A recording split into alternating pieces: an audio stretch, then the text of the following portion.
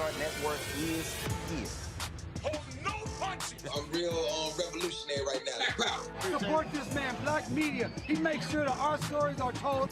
Thank you for being the voice of Black America, Roland. Stay black. I love y'all. All momentum we have now, we have to keep this going. The video looks phenomenal. See, this difference between Black Star Network and Black-owned media and something like CNN. You can't be Black-owned media and be scared. It's time to be smart.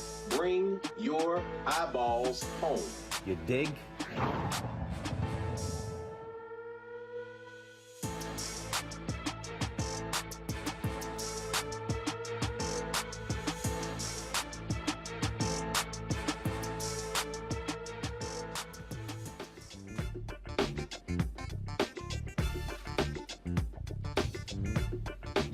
Today is Thursday, May 19th, 2022. Coming up on Roland Martin Unfiltered, streaming live on the Black Star Network. I am on the campus of Prairie View A&M University here in Prairie View, Texas. Big things happening on the campus, of course. We heard about the announcement of the retirement of Ruth Simmons. The president will talk with her chief of staff about what PV is doing. Of course, school is out, but what is the future of the second oldest public institution in the state of Texas? Last night, I was in Cedar Hill, Texas, moderating a town hall with Texas State Representative Jasmine Crockett, who is seeking to replace Congresswoman Eddie Bernice Johnson in Congress. I'll talk with Jane Hamilton, who is her opponent in the runoff for the vote on Tuesday. Congress is making moves to deal with white domestic terrorism.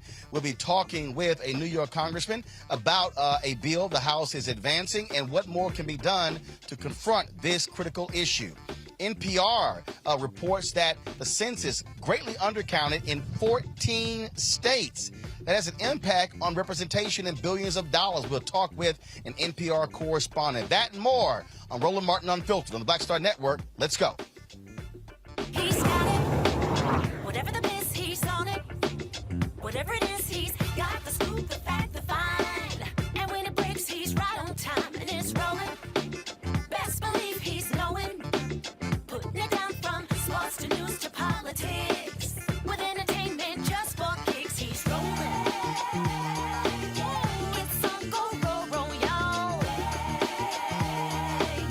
It's Roland Martin, yeah. Rolling with Roland now. He's funk, he's fresh, he's real, the best, you know he's Roland Martin now.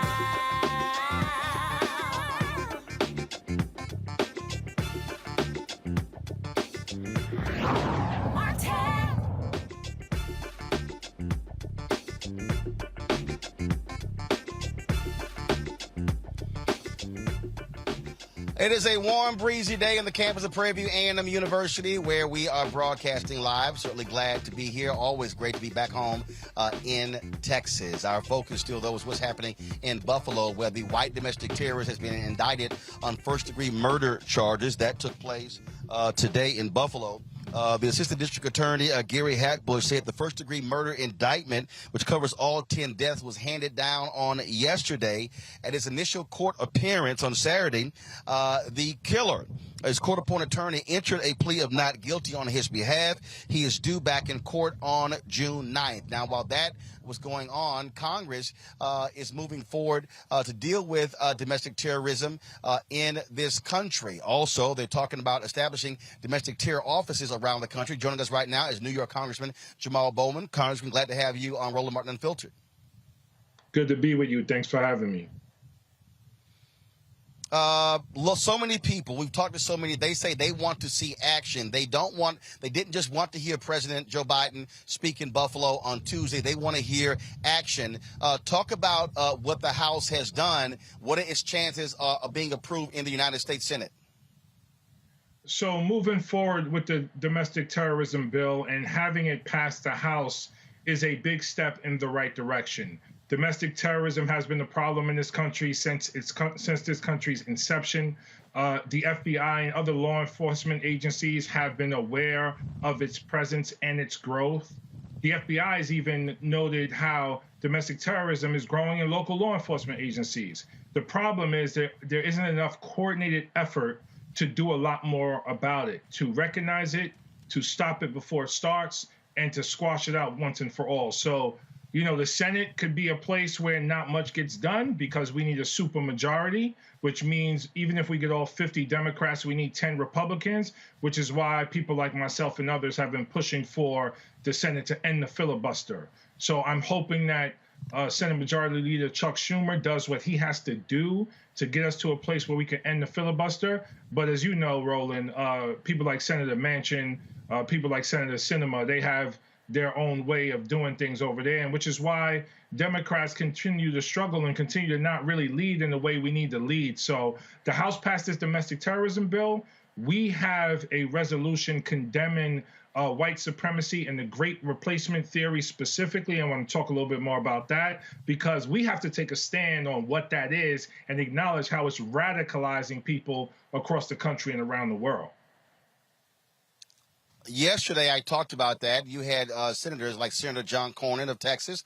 You had, of course, Senator Ron Johnson, the senator from Indiana, basically saying, okay, this is really, poo-pooing the idea of white supremacy. And for them, it is as if that's really out of sight, out of mind. Yeah, it's unbelievable to hear elected officials, particularly members of Congress, take that position. White supremacy has always been here. Let's, be very clear about that. But President Trump resurrected it in a way where now it's front and center at our doorstep, pretty much in every corner of the country. We also have to understand, this monster in Buffalo, or this monster from New York who drove to Buffalo, had a manifesto. And in his manifesto, he was crystal clear. He is motivated and has been motivated by the great replacement theory, nonsense and rhetoric. He believes that there's a Jewish conspiracy to have blacks and immigrants, particularly Latino immigrants, replace the white race. And he wanted to do something about it. And he was inspired by Dylan Roof. He was also inspired by the Christchurch shooter who committed that massacre several years ago. So this is a real thing. And it's being peddled by members of Congress. It's being peddled by Tucker Carlson. We just had an insurrection led by white nationalists on January 6, 2021. So we're living through something that's right in front of our faces. Now, if my colleagues in Congress don't want to acknowledge it, fine. But the majority of us better acknowledge it, because for those who are Republican who believe they care about democracy, this is the #1 threat to democracy right here. So they better step up and get on board. And for our resolution, we are engaging Republicans to say, look, this is on you as much as it's on us. Support this resolution. Make it bipartisan so that we can show the world that the U.S. Congress, the most powerful government in the world, is stepping up and condemning white nationalism and the great replacement theory. No, and again, what it does is it puts them on record. Congressman Jamaal Bowman, we're going to have you back because I definitely want to talk about what's happening in New York State with the decimation of black congressional districts, but we'll certainly do that next week. Thank you, sir. Good to see you. I appreciate it. Thanks a bunch. My panel, folks, is Dr. Larry Walker. He's assistant professor, University of Central Florida. Reese Colbert, founder of Black Women Views, and of course, Dr. Greg Carr, Department of Afro-American Studies at Howard University.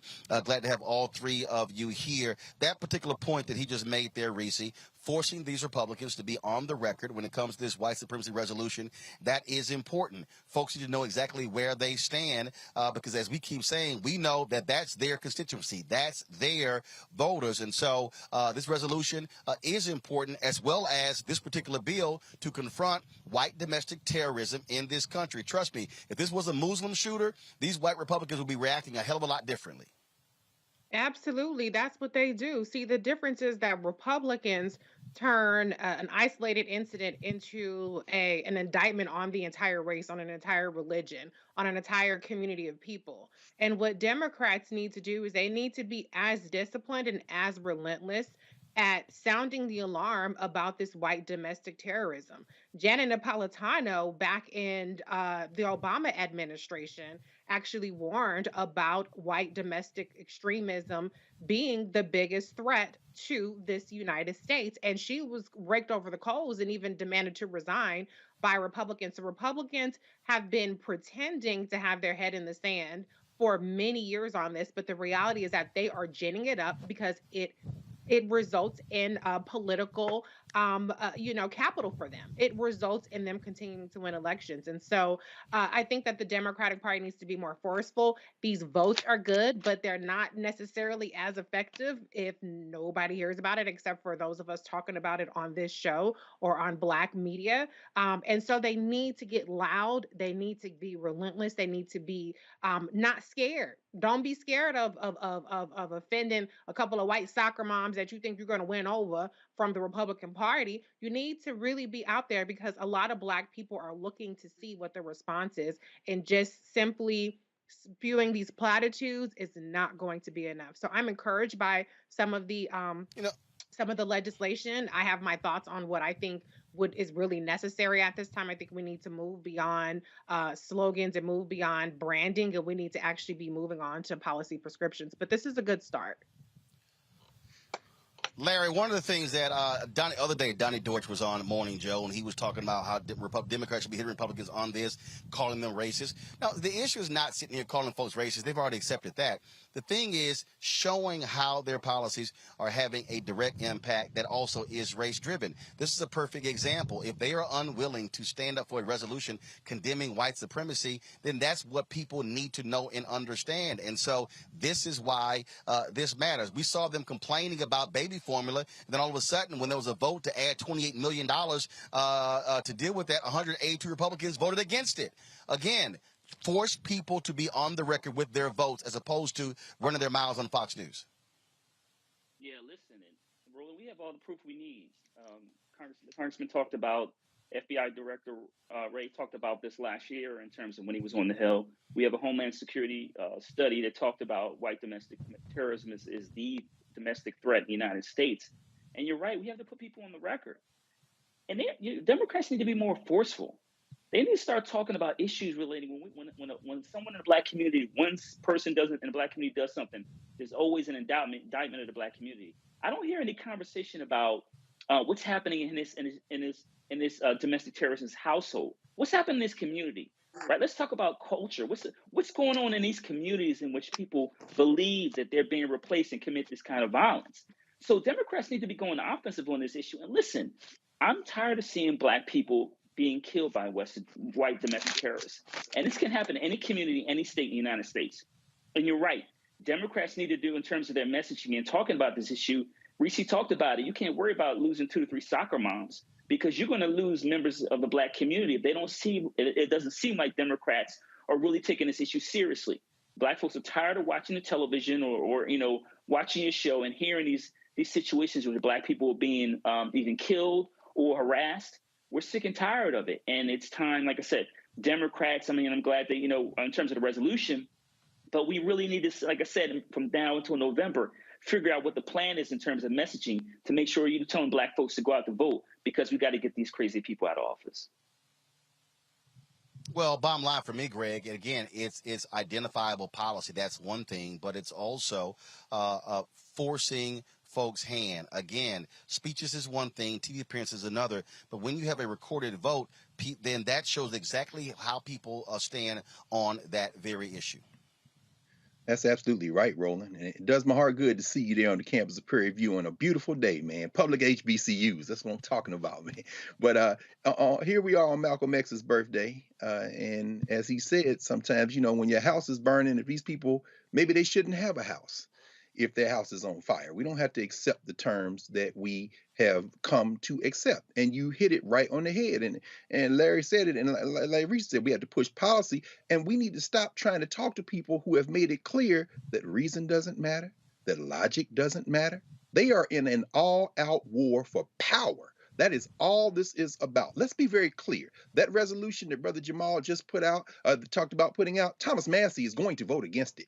He was the only vote against the anti-Semitism resolution. Thomas Massey of Kentucky is going to vote against it. That clown out of Georgia, Marjorie Taylor Greene, is going to vote against it. Why? Because their base requires it. What is needed now by the Democratic Party is a show of force to expand the electorate on a day where the Kansas Supreme Court accepted the extreme gerrymandered districts of the supermajority white nationalists in Kansas legislature, thereby excluding probably the last Democrat in Kansas in the congressional delegation, which is the Kansas City metropolitan area, Kansas City, Kansas included.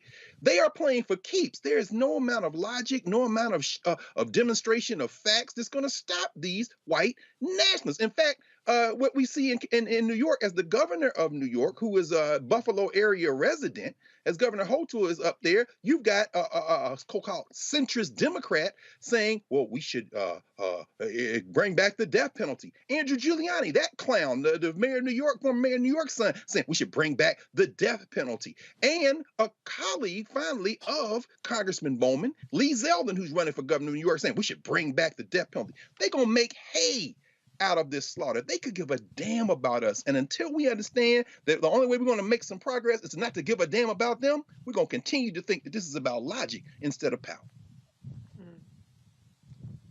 All right, folks, got to a short break. We come back. We're going to talk with Jane Hamilton, who is in the runoff with Texas State Rep Jasmine Crockett for the 30th Congressional District in Dallas. Early voting actually ends today. The election is on Tuesday. We'll talk to her when we come back. I'm Roland Martin Unfiltered, broadcasting live from the campus of Prairie View A&M University right here on the Black Star Network.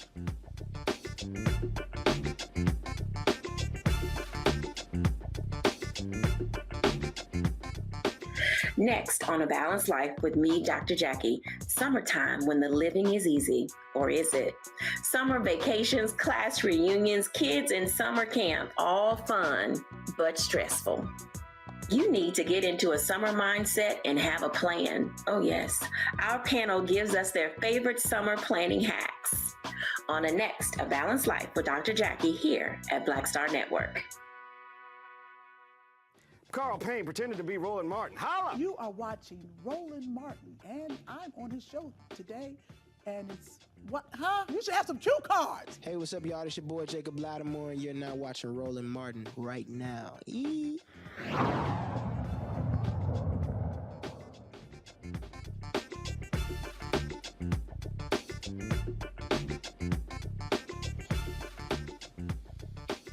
All right, folks, we're here on the campus of Prairie View A&M University. Of course, the spring session is out. Summer school, of course, be starting soon, and they are doing all they can. You see, that's their COVID testing site literally right behind us, and so right in front of the student center. So it's all about keeping students, faculty safe. We are here in Texas. Yesterday, we were in Cedar Hill, Texas. I was moderating a town hall with Texas State Representative Jasmine Crockett, who is running to replace Congresswoman Bernice Johnson in Congress. The runoff is on Tuesday. She's running against Jane Hope Hamilton, who joins us right now. She has been involved in Democratic politics for a very long time. Worked with Congressman Mark Vesey as well. Glad to have you on the show. Jane, first and foremost, when we talk about the issues that people care about, I asked the folks there last night, the people who are attending there. Of course, I'm a constituent as well. I'm a registered voter there with a home there. People are still talking about income, obviously the economy, but also housing as two of the biggest issues they want to see members of Congress address. What is your plan to deal with the economy, but also to deal with housing if elected? Well, first of all, we are, number one, thank you for having me here with you today, for taking out the time to talk to me about this very important election. This seat has been served by Congresswoman Eddie Bernice Johnson now for 30 years. She announced her retirement, and we are in the runoff right now. You can also vote early tomorrow until 7 p.m., today until 7 p.m., and election day is next Tuesday.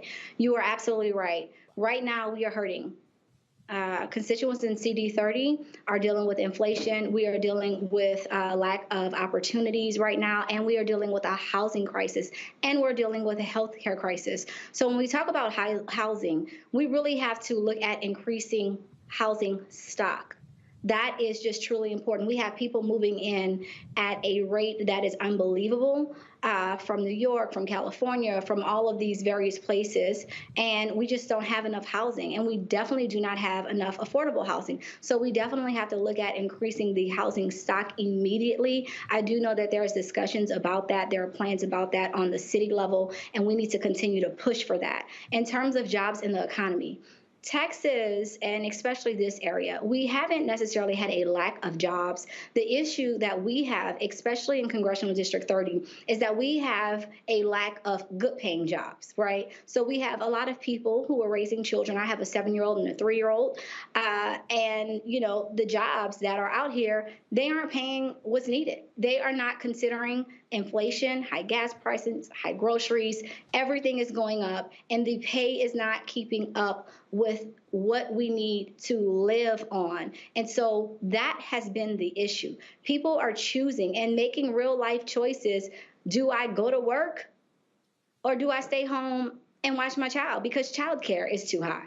And that's what we're dealing with here on the ground. And so we have to make sure that we are working with businesses as well as working with elected officials to use our leverage to push on these companies to raise what they are paying. They do not have to wait for a bill from Congress, okay, to raise the rate that they are paying their workers. And so we're going to continue to push on that. But we also need to make sure that we are bringing jobs into Congressional District 30. I want to be on the front lines with Biden on the fight to bring back manufacturing jobs to the United States. 74% of computer chips are made in East Asia.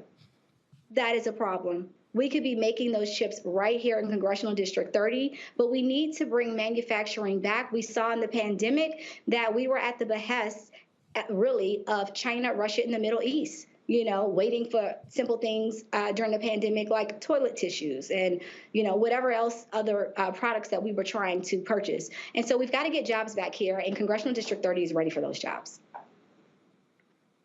When you talk about that, yes, you're right. Employers don't have to wait for Congress on that, but the reality is they're not doing that. And so that's why the Poor People's Campaign has been talking about Fight for 15, but also cities and counties could actually do that. And so have you been pushing elected representatives on the city level and the county level to actually pass $15 as a minimum wage or a living wage? Absolutely. I have been in this fight now, Roland, for 23 years.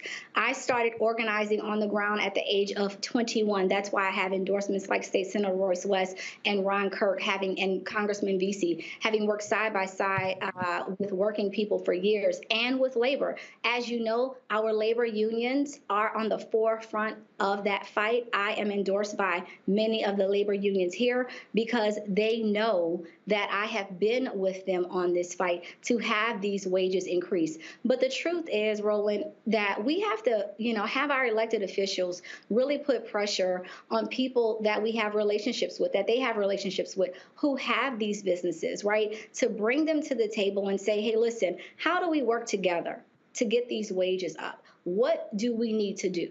What do you need and what do we need to do to make this happen? We have to have those kinds of conversations. And another thing that I really want to see improvement on is that we are way too siloed, right? When you're in Congress, you tend to deal with your congressional colleagues. When you're in the State House, you tend to deal with your State House colleagues. When you're on the city level, you're dealing with council members. We have got to get, especially for Black people and people of color, where our city officials are talking to our state level officials and they are talking to our congressional officials, where we are together on letters demanding things of our business owners, of people who are right here in our district that really depend on elected officials for things that they need. We have to have a win-win solution, and we've got to be able to use our leverage and our numbers as elected officials together to sign on, whether it's a letter or whether it's joint legislation, whether you're looking at something in the House and then also looking at something in Congress and bringing it to them to say, this is what we want and this is what we need for our community. But we've got to be better aligned for our community.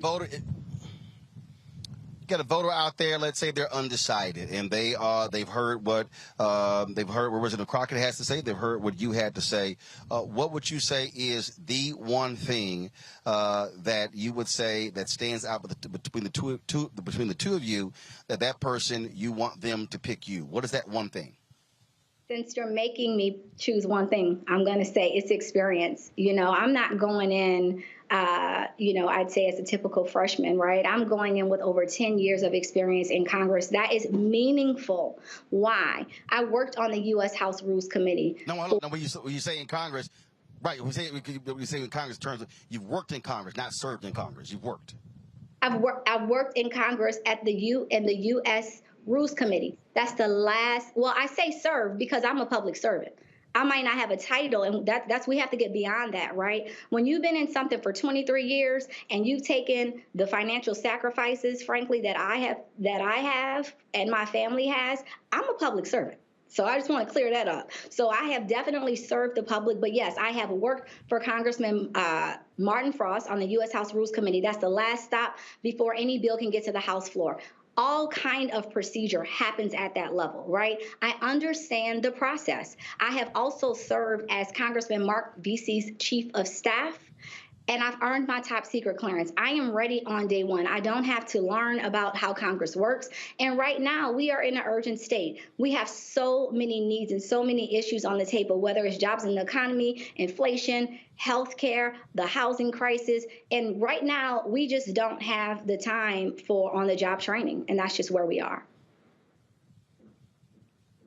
One of the things that we also talk about, issues that are coming up, that are specific to the district, also has to do, we talked about, of course, economics, we talked about housing, but what also is the changing nature of the district as well. Voter suppression in terms of what is happening, the gerrymandering that is going on. And so when it comes to the role that you will play when it comes to that particular issue, Voting Rights Act, those issues, lay out what you can do to get folks, to get this over the hump in order to deal with the voter suppression that Republicans have been dealing with. And, of course, we certainly saw it in the Texas legislature. We've seen it in Georgia, in Florida, and other places as well. Yes, thank you for that. This is another area in where there are clear lines of delineation between myself and my opponent, Crockett. Number one, this is rhetoric versus results. In terms of my results, I can speak to exactly what I have done. In 2011, I sued the governor of Texas and Greg Abbott against the redistricting discriminatory bill that was passed out of the House, and I sued him against a discriminatory voter photo ID law. You may remember that. And guess what? We were told that there was no way that we could win in that lawsuit in the state of Texas, but we did win. We won on both instances. We beat Greg Abbott and the governor of Texas, and we beat those horrible bills back. But we were able to win that because at the time, we still had Section 4 and Section 5 of the Voting Rights. So when we are hearing and we're talking about restoration of the Voting Rights Act, that's what we're talking about. Once Section 4 and 5 was stripped, it was basically gutted.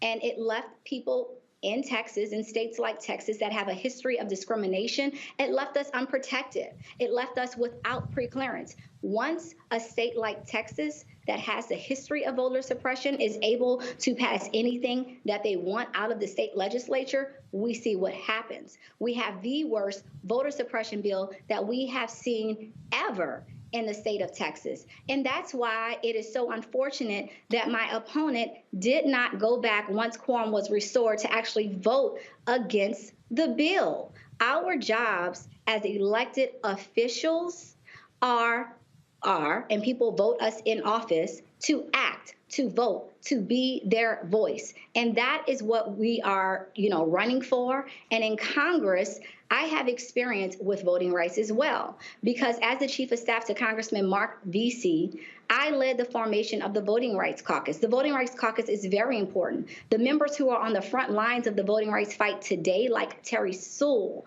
and Clyburn and so many others, and Congressman Vesey, who's the chair of that caucus, they use the Voting Rights Caucus to align on legislation, and to align on messaging. So the first thing that I would do as a member of Congress, first of all, is join that caucus and be on the front lines of the lawsuits that we have here in Texas and continue on with that fight. We talk about how what's happening there in D.C. But the reality is, as I said last night, congressional districts are made up of 700,000 people. It's about local politics as well. What will you do, if elected, to improve the cities in your congressional district? It's called, they all talk about bringing home the bacon. That's really what people send folks to Congress to do, not to focus on national or international issues, focus on local issues. That's right. We want the money. We want the resources. It really is that simple. And the thing about this district that you mentioned early on is that, and you know it well, right, being in Cedar Hill and having voted, you have history here. And what we're seeing in Congressional District 30 is it has been one of the most packed African-American districts in the nation. It still is. However, it is a little bit more diverse when we talk about socioeconomics, right? We've got uptown, we've got downtown, and we have, those are some of the more affluent areas along Turtle Creek. But we also have some of the poorest areas. And, when we talk about health insurance, the highest numbers of uninsured in this district. And we are in a district of the haves and have-nots. How do we bridge that gap? In a city like Dallas, where 1 in 3 children live in poverty, in a city like Dallas, where we have the second largest mental health institution. That's the Dallas County Jail. Dallas has also been ranked as one of the worst cities for economic mobility. How do we tackle that? Well, first of all, we've got to be on the front lines of bringing in this $27 billion.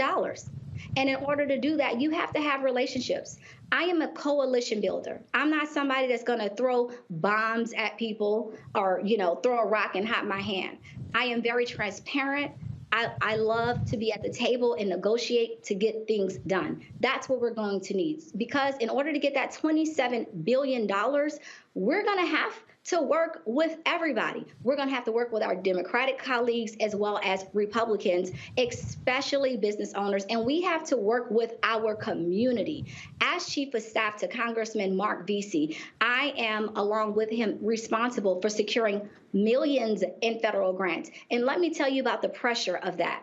When you have the city of Dallas going after the same money as a nonprofit community organization group, you have to make that decision. And Roland, make no mistake about it, earmarks are back.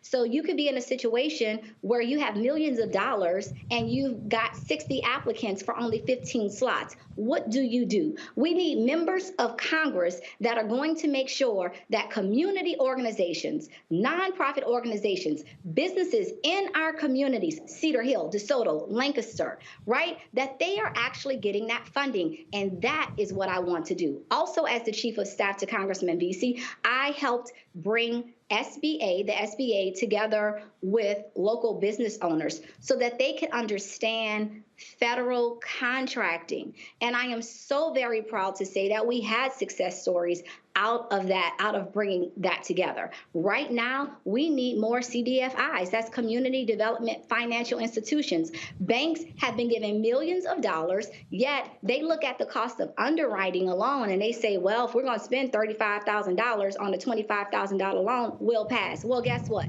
Now what we're doing is we're pushing them. CDFI in our community that's going to work with people in our community so that we can follow the money. I am going to D.C. to follow the money, to fight for the money, and to bring the money home. Make no mistake about that. All right, Jane Hope Hamilton, we surely appreciate it. Thank you so very much. Election takes place on Tuesday. We'll see Tuesday night who is the winner between you and Representative Jasmine Crockett. Thanks a lot. Thank you. Bring the panel here real quick. Larry, Reese, and Greg. I'll start with you, Greg. We look at these elections. We see the runoffs happening in Texas. We look at Summer Lee there in Pennsylvania. And I keep saying this, how every vote matters. Lee wins that race by 400 votes. And we still see them counting ballots on the Republican side, who can represent them for the United States Senate in Pennsylvania. And I get a kick out of folks who are always talking about, what they want. They want tangibles, but you kind of got to have somebody who's in position, which means you kind of got to vote for them. And so that also, what jumps out at me, people need to understand you can't get things if you don't put people in place who can provide you things, and those people can't get in place if you do not vote. That's right, Roland. There are real choices to be made. Now, do we need independent black politics? Absolutely. I am number one in the line for that. But right now, we are in a two-party system. And so in cases like, as you mentioned, in Pennsylvania, our brother Malcolm Kenyatta out of Philly, he lost the primary and immediately said, I'm going to go out here and campaign for the nominee. Why? You got to understand, there are two sides in this. There's the white nationalists and there's everybody else. Now, this case is intriguing. Listening to Sister Hamilton, she's a policy wonk. She has worked on the inside. Now, this isn't a matter of ideology. I mean, the same congressman she worked for also endorsed Shontel Brown against Nina Turner in Ohio. So this isn't an ideological split here. What you got is two sisters who are running for a safe seat. Now, what I find intriguing is that, there's a sense in watching yesterday, Sister Crockett, and, Eddie Bernice Johnson sitting there with her, there's almost a sense that they're trying to confer an incumbency on her. But what I heard tonight was very impressive. I don't think we lose one way or the other, but my question to her would have been, when you come in with 18% of the vote against somebody who had nearly 49% of the vote and has probably more of those elected officials in terms of the Congress behind her, how are you going to distinguish yourself when you've got Ron Kirk, you've got the current Dallas County Commissioner, you've got a number of other people behind you, but it's not at all clear to me how she can overcome that kind of weaponized, conferred in kind of insurgent stuff. And maybe Reese or Larry, you can walk me through it, because I'm not close enough to that process to understand how to distinguish between those two sisters at this point, at least in terms of who's going to turn out and vote. Well, but I'll be honest, Reese. It comes down to, how do you get your people out? I'm gonna use the Summer Lee race as an example.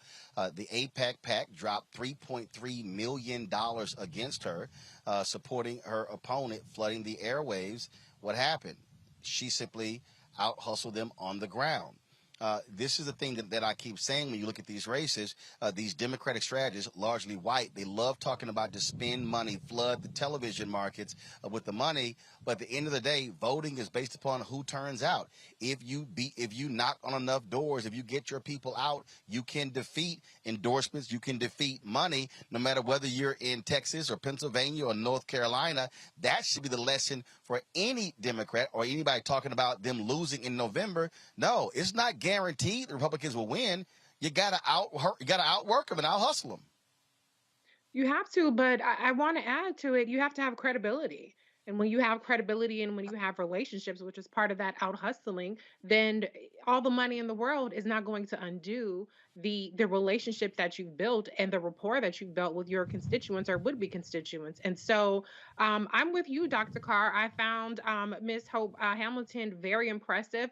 I think that her talk about, knowing the process, and she was talking in a wonky way, in a way that's not necessarily as compelling and grabbing. It's not a slogan. It's not an elevator pitch, but you do need somebody who knows, who has experience. But I think that this race also represents the best of what we have to offer, and and why we should be competing, even if it's against each other. I don't see a loss either way. I'm not familiar enough with either of their records to make a judgment on who's better, but I definitely think that, she has a lot of ground to make up.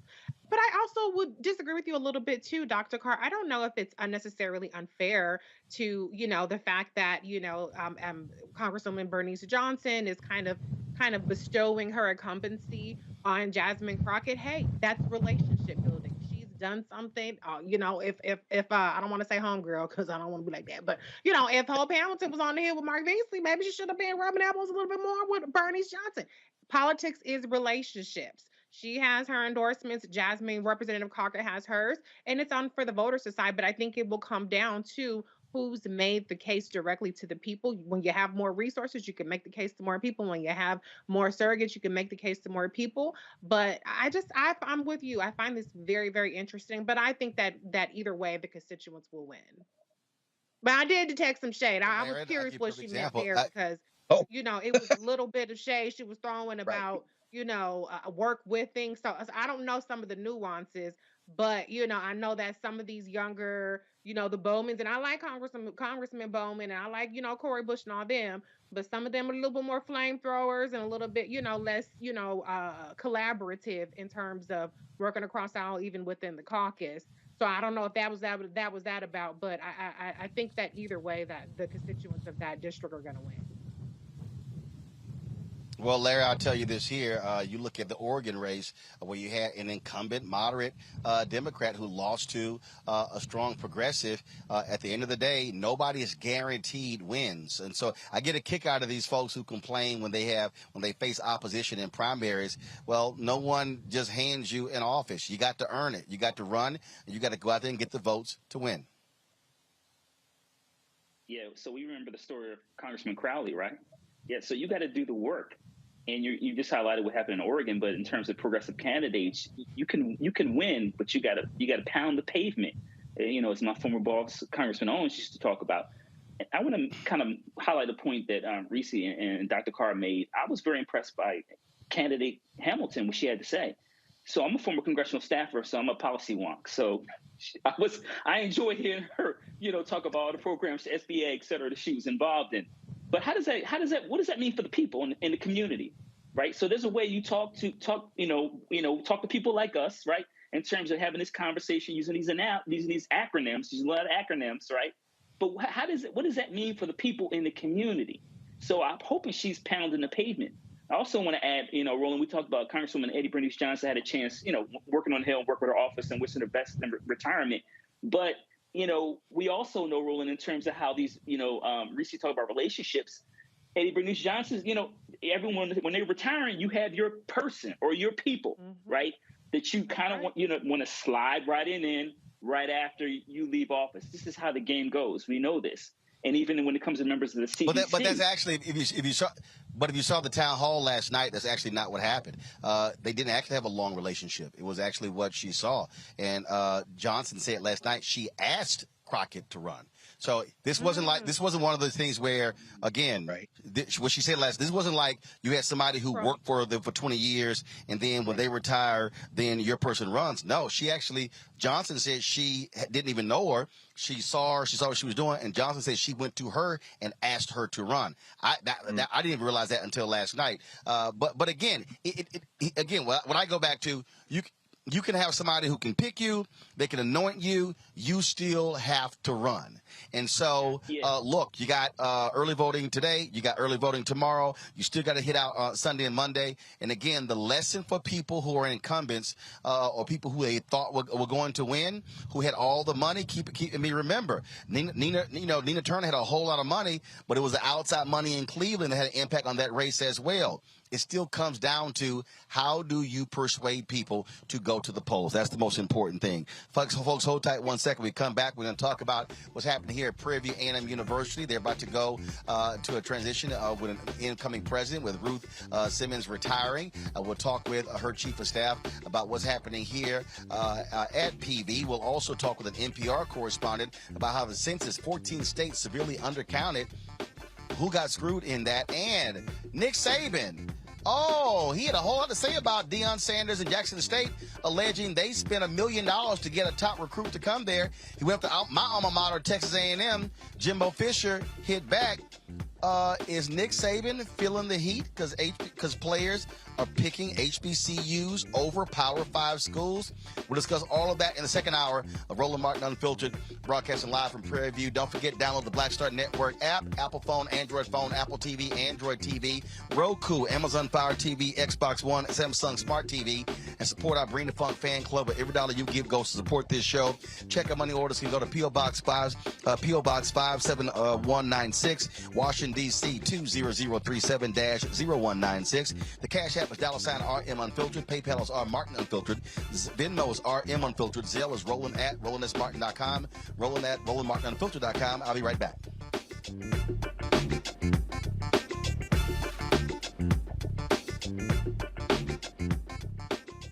Why is it so hard to see Panther? What's the deal? I mean, if you go to Amazon, I think I tried. So I have a collection of That's a hard movie. They charge you $300 on Amazon. I was like, I'm not about to pay no $400 for a VHS copy. What's the deal? Man, it is interesting, Roland. It is the movie they don't want you to see. Power to the people. It's funny, I made New Jack City. You can get it anywhere. Posse, you can see it anywhere. But a movie that says that it is not an accident that we medicated the black communities right around the time when they were getting militant, when you had the Panthers starting to organize, the people starting to vote and march on Washington. We let these communities get medicated. In fact, that comes up in The Godfather, you know, where they say, as long as it stays in the black communities. So we asked the question, they tried to ask us questions. I asked them, the reporters when we did, I said, listen, why is it a 13-year-old boy in the hood can find a way to buy a gun, some liquor, or church, or some crack, and yet you can't find them to arrest those people? You can't arrest that dealer. Why is that?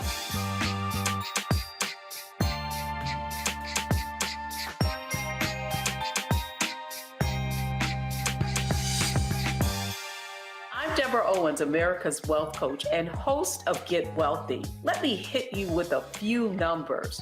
African Americans spend 9 times the amount on ethnic beauty products and yet only own 1% of the beauty supply stores. It's an $18 billion industry. On the next Get Wealthy, you're gonna learn and hear from a woman who's turning this obstacle into an opportunity. We literally take you from A to Z on all of the things step by step you need to have in place to open and run a very successful beauty supply store. That's right here with me, Deborah Owens, host of Get Wealthy, only on Black Star Network. Hi, this is Cheryl Lee Ralph. Hello, everyone. It's Kiara Sheard. Hey, I'm Taj. I'm Coco. And I'm Lily. And we're SWV. What's up, y'all? It's Ryan Destiny, and you're watching Roland Martin Unfiltered.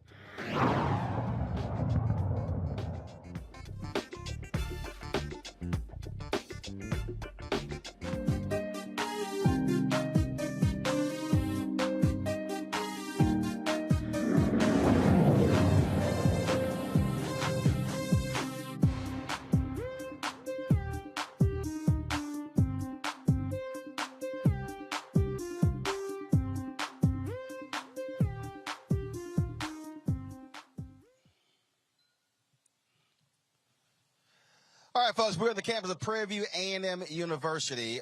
Yesterday, of course, we were in Cedar Hill, Texas, and so Coach Gary Blair, the former head basketball coach at Texas A&M University women's team, he wanted to have lunch or dinner with me. So I said, well, look, I'm be in Dallas, so then I'll stop through College Station. And then I said, well, versus us going to Houston, because I'm going to be there at Jackie's High School tomorrow, presenting my scholarship there as well as broadcasting live. I said, let's stop through Prairie View and do the show from there. So we called PV, and they were like, sure, come on by. And so that's why we are here. President Ruth Simmons, she's not on campus. We definitely would love to have her on the show, talk about her 5-year tenure here at PV. She announced, of course, that she's retiring. And joining us right now is Kevin Hoffman. He is the chief of staff here at PV. Kevin, how you doing? Doing good. Thank you for coming out and giving our campus some exposure. Oh, well, not a problem. So it's been a while since I've been here at PV. A lot of things have happened over the past 5 years. There's been a lot of improvement with President Simmons. To talk about the changes she has brought to this university, to this campus, to the student body, faculty, and staff. Well, along with our enrollment increasing, our endowment has increased significantly. Just the awareness that she has brought on a global scale, not only nationally but internationally, to the university has brought in literally millions of dollars.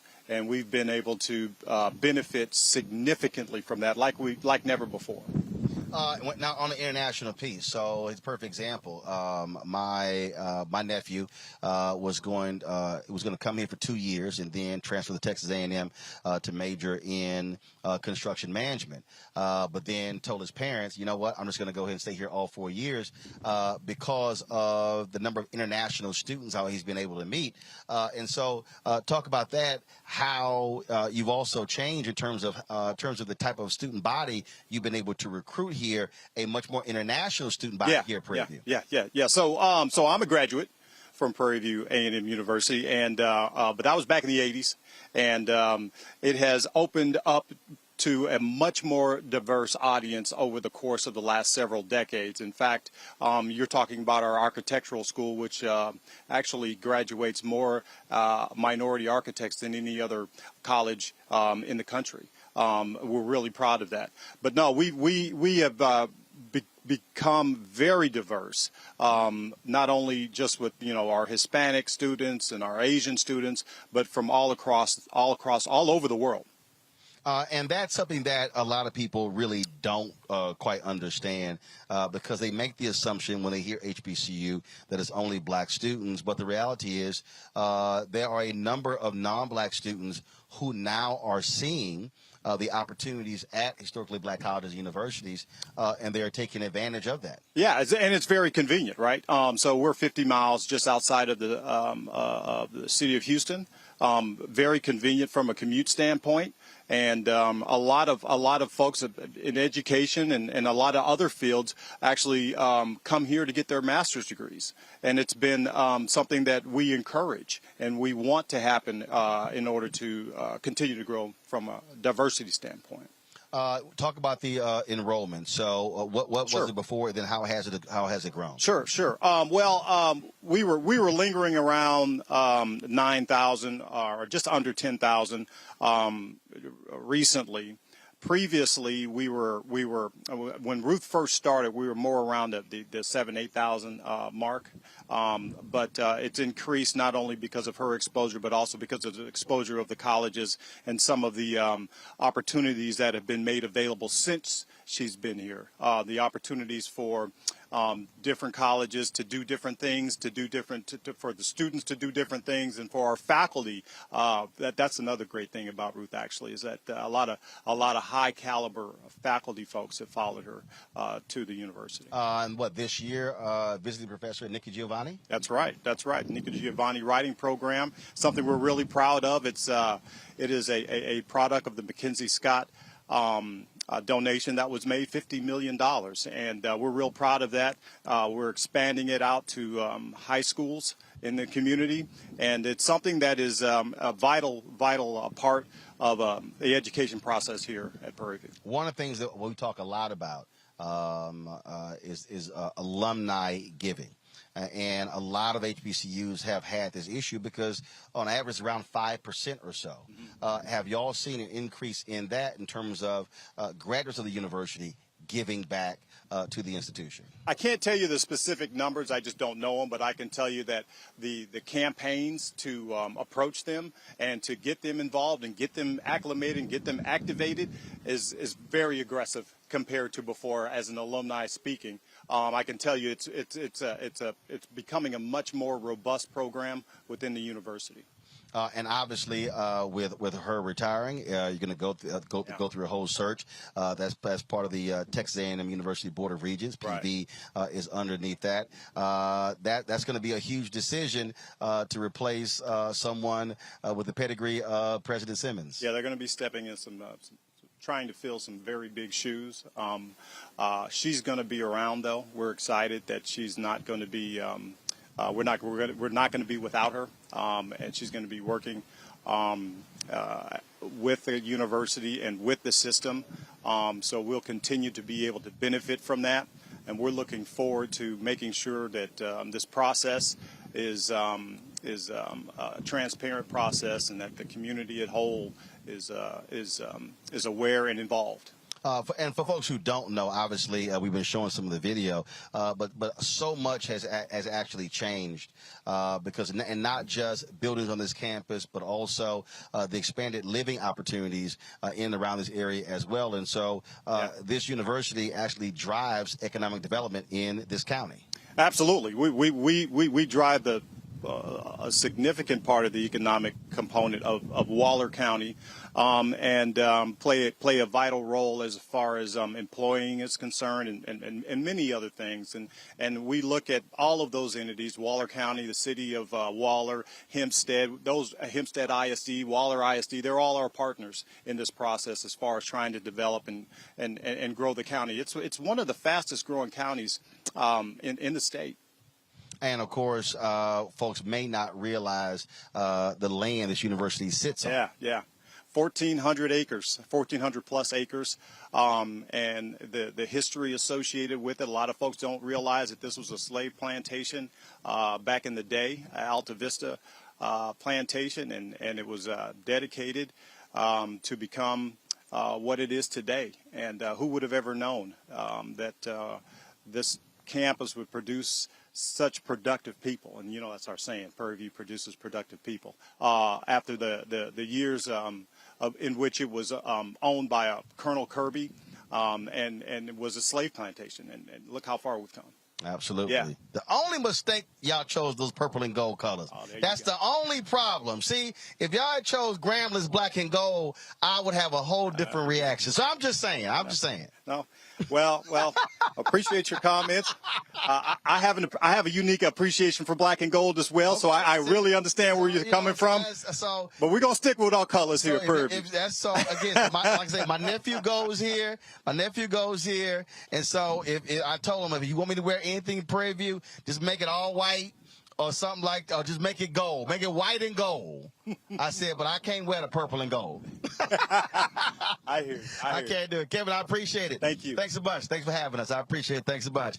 All right, folks, we're going to go to a break. We come back. We're going to talk about the undercounting of the census with NPR correspondent. 14 states and how we were impacted. You're watching Roland Martin Unfiltered right here on the Black Star Network.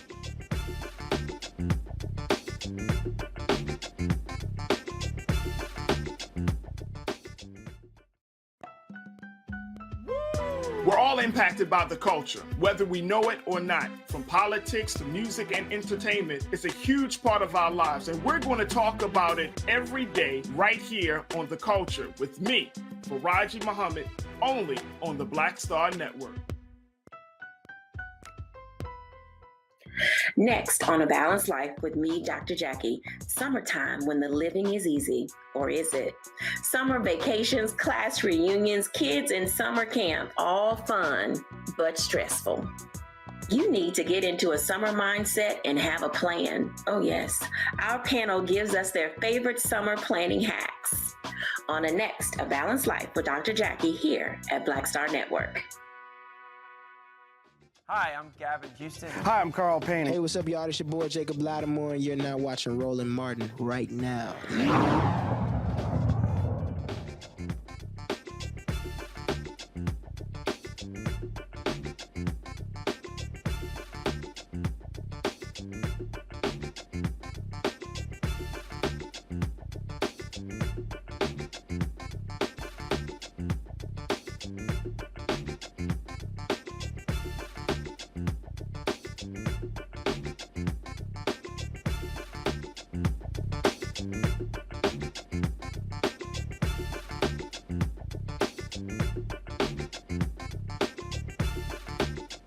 Folks, we are here in the campus of Prairie View A&M University.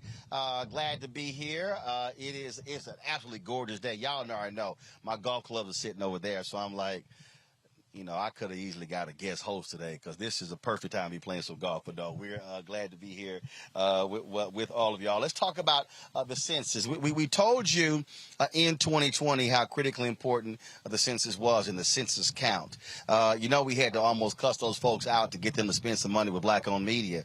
And we said this was going to happen, and we actually saw it. The Trump administration, they did all they can, assisted by Republicans in many states, to screw over people, to undercount folks. Well, now we know for a fact that this has had an impact on 14 different states. NPR reported this new census report confirming the undercounting in 14 states. According to the U.S. Census Bureau, the census did not count 1 in 20 residents in Arkansas and Tennessee. 4 other U.S. states had significant undercounts of their populations. That leads to a change in federal funding for more than a decade. In Florida and Texas, undercounts cost them congressional seats. Even though Texas added 2 congressional seats, they actually could have had more. Residents in 8 states were overcounted. In Minnesota and Rhode Island, overcounts saved them from losing seats. In the remaining 36 states, the overcounts and undercounts were not that significant. Joining us right now is NPR correspondent Hansi Lowong. He's covered this story closely from DZ. Hansi, glad to have you on the show. So here's a perfect example. So here I am in Texas, and the Republicans in this state, it was unbelievable. They purposely did not put money into the census. And then late in the game, they went, oh, my God, we're going to cost ourselves 2 congressional seats. And so then they tried to hurry up and do something. And so this report shows versus having 2, they could have had more seats in Congress had they actually cared enough to properly count the people in this state. Well, Roland, it's hard to say exactly how things could have turned out if Texas, if other state officials approached the 2020 census differently, because it's a very complicated, massive operation, the 2020 census. In addition to that, how those electoral college votes are divvied up among the states, that's a very complicated process that really is about how each state's population size is relative to one another. And it's about a ranking system that ultimately divvies out those House seats. But I just also want to make very clear to your viewers, it's 14 states that had significant net miscounts. 6 of those states had significant net undercounts. That's Arkansas, Florida, Illinois, Mississippi, Tennessee, and Texas. But 8 states had significant net overcounts. That's Delaware, Hawaii, Massachusetts, Minnesota, New York, Ohio, Rhode Island, and Utah. Wow. And again, what happens is with administrations, they view the census differently. You had Republicans who put a citizenship question on there, had to get sued, went all the way all the way up to the federal courts. We know they actually lied about this very issue, and so this is when even the census. You would think the census isn't political, but you literally had efforts by Republicans who did not want to count everyone, and because they were sitting here trying to minimize even those folks who are undocumented workers, illegal immigrants in the country. Well, you know, I think it's important to remember, given all that controversy over that now blocked citizenship question, there was no citizenship question on the 2020 census, something that actually a lot of people didn't end up realizing because there was just so much focus about it in the run-up to the 2020 census, and that could have possibly discouraged some households, particularly households with immigrants, from participating in the 2020 census. Census Bureau research showed that adding a question about U.S. citizenship status could have likely discouraged a lot of Latino households, Asian American households from participating, and you know, it's a big question about all the different controversies because of the Trump administration's interference with the census. Let's not also forget that during the census in 2020, that was counting that was delayed in a lot of communities, that door knocking effort that's so important to getting communities of color counted, that effort was ultimately cut short by the Trump administration. And so the amount of time that the census had was was cut short, was shortened. And so there was a huge risk that people of color, renters, rural residents would be undercounted. Questions for my panel. I'll start with you, Reese.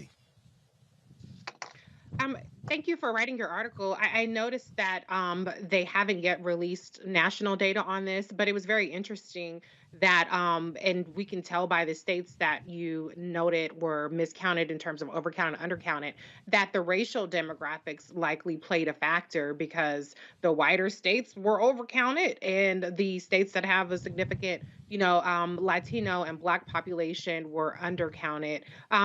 Do you plan to do a follow-up once that, or how did you get this information, and how can you shed some more light on that aspect of it?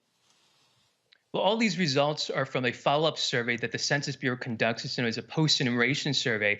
And the Bureau has been releasing over the past few months different sets of results. And actually, there are results showing the national level differential undercounts and overcounts based on race ethnicity. We found out a few months ago that Latinos, nationally speaking, they were undercounted more than 3 times the rate of a decade earlier. And Native Americans living on reservations and Black people also had really high undercounts at the national level. And again, at the national level, white people who do not identify as Hispanic were overcounted, almost double the rate as compared to 2010. And Asian Americans were also overcounted. But, a lot of census stakeholders, local and state officials, have very similar questions to what you just posed, which is, we understand what it looks like at the national picture, the national level, but what does it look like at the state level? What does it look like at the county level? What does it look like in my city, in my town, the racial and ethnic breakdown? Because historically, we know that census participation, the quality of the count, differs from neighborhood to neighborhood, and it differs from demographic group to demographic group.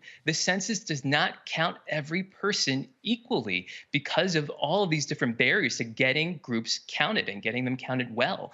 But we don't have that information. The Census Bureau's, that follow-up survey, was not designed to get detailed metrics below the state level.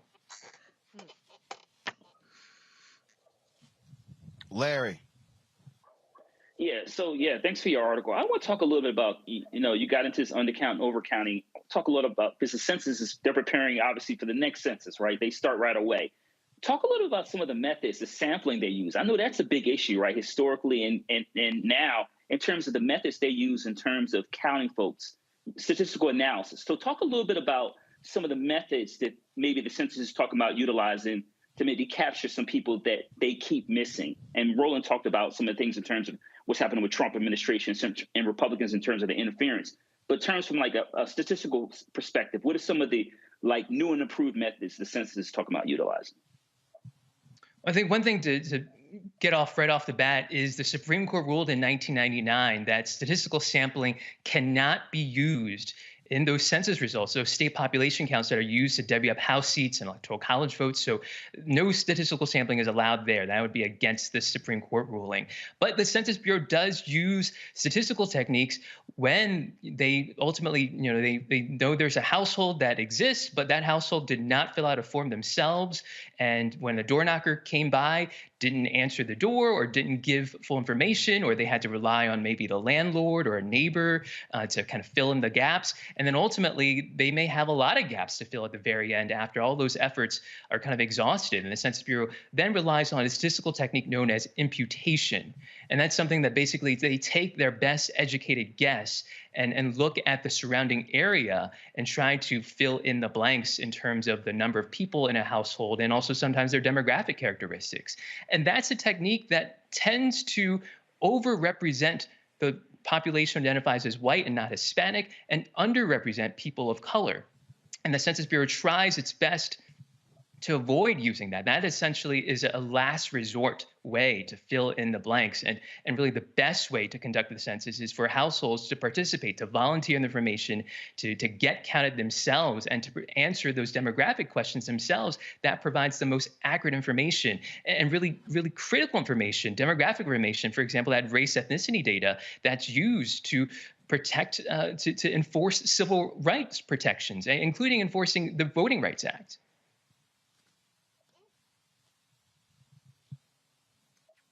Greg. Thank you, Roland, and thank you, Mr. Wang, for this very informative kind of walkthrough. As you said, we know that this post-enumeration survey won't affect House seats or anything this cycle. And as Dr. Walker just said, it's going to really be used to help shape the 2030 census. I'm curious, and this kind of follows up with what Reese was asking you, some of your thoughts on other ways that census data can be used at the state and local level. I'm thinking about a place like, for example, Forsyth County, Georgia, which was notoriously racist for much of its existence, but now is over a third non-white, mostly Asian, with Latinx coming in as well.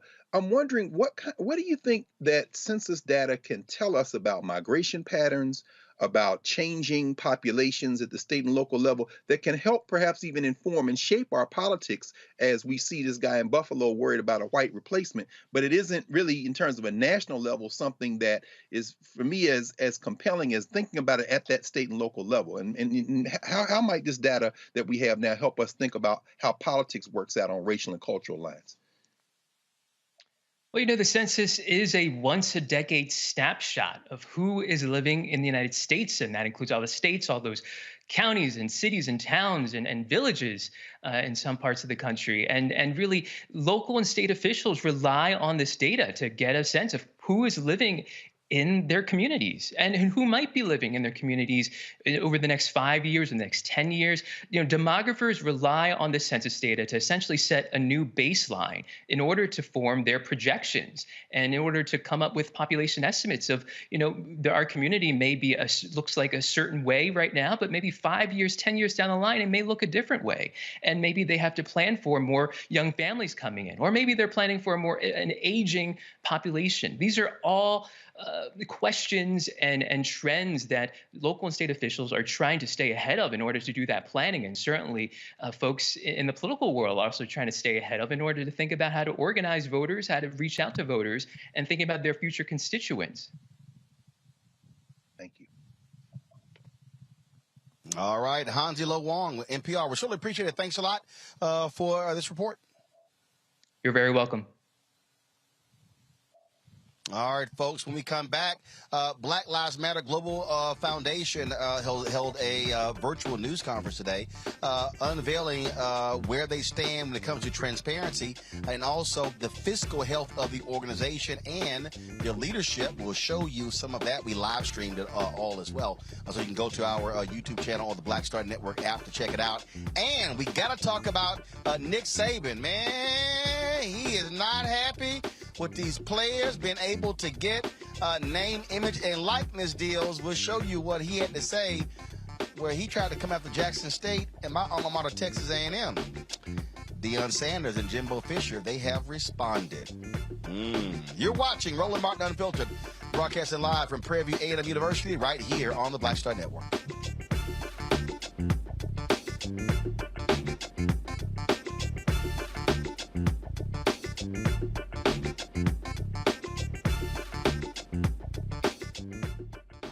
Welcome you to the launch of the Mass Poor People's Low Wage Assembly and Moral March on Washington, D.C., June 18, 2022. We are a new, unsettling force, and we are powerful. New, unsettling force, and we are here. We're rising up to demonstrate the compelling power that we, poor and low-income people, have to reconstruct society from the bottom up. And we need to do it with the loudest voices possible, the biggest actions possible. Because we know that there is no scarcity in this land.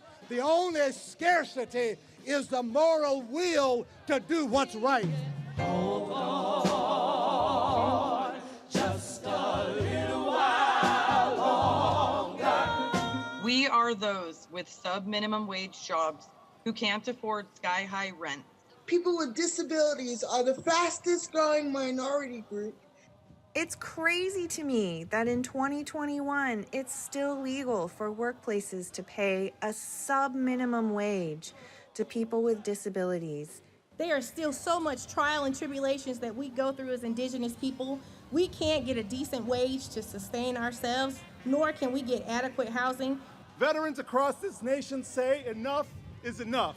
We can't pat essential workers on the back on one day and then cut their health care the next day. Health is a political choice. What more do I need to do to prove that my voice is just as valuable as anyone else's? There are still forces in denial that would try to slow walk our transition to a clean economy and a just future for us all. We have an immoral system run by immoral people. But together we walk and we fight. It's time for a change. Reconstruyamos esta gran nación. See, we are people of resilience. As we fight these interlocking injustices together, when we work together, mobilize together, and rise together, we become a voice for the voiceless, and we become an agent of change in a time where great change is needed. We need the third Reconstruction to ensure that deaf people, people with disabilities, and all people can have the right to live and to thrive. We know what they are doing, but the question is, what are we going to do? Reconstruction begins when we change our mentality and say it's time for you to get your foot off of my neck. Justice is coming soon. Hey, do you believe that I'm today? Hi, I'm LD Barge. Hey, yo, Peace World, what's going on? It's the Love King of R&B, Raheem Devon, and you're watching Roland Martin Unfiltered.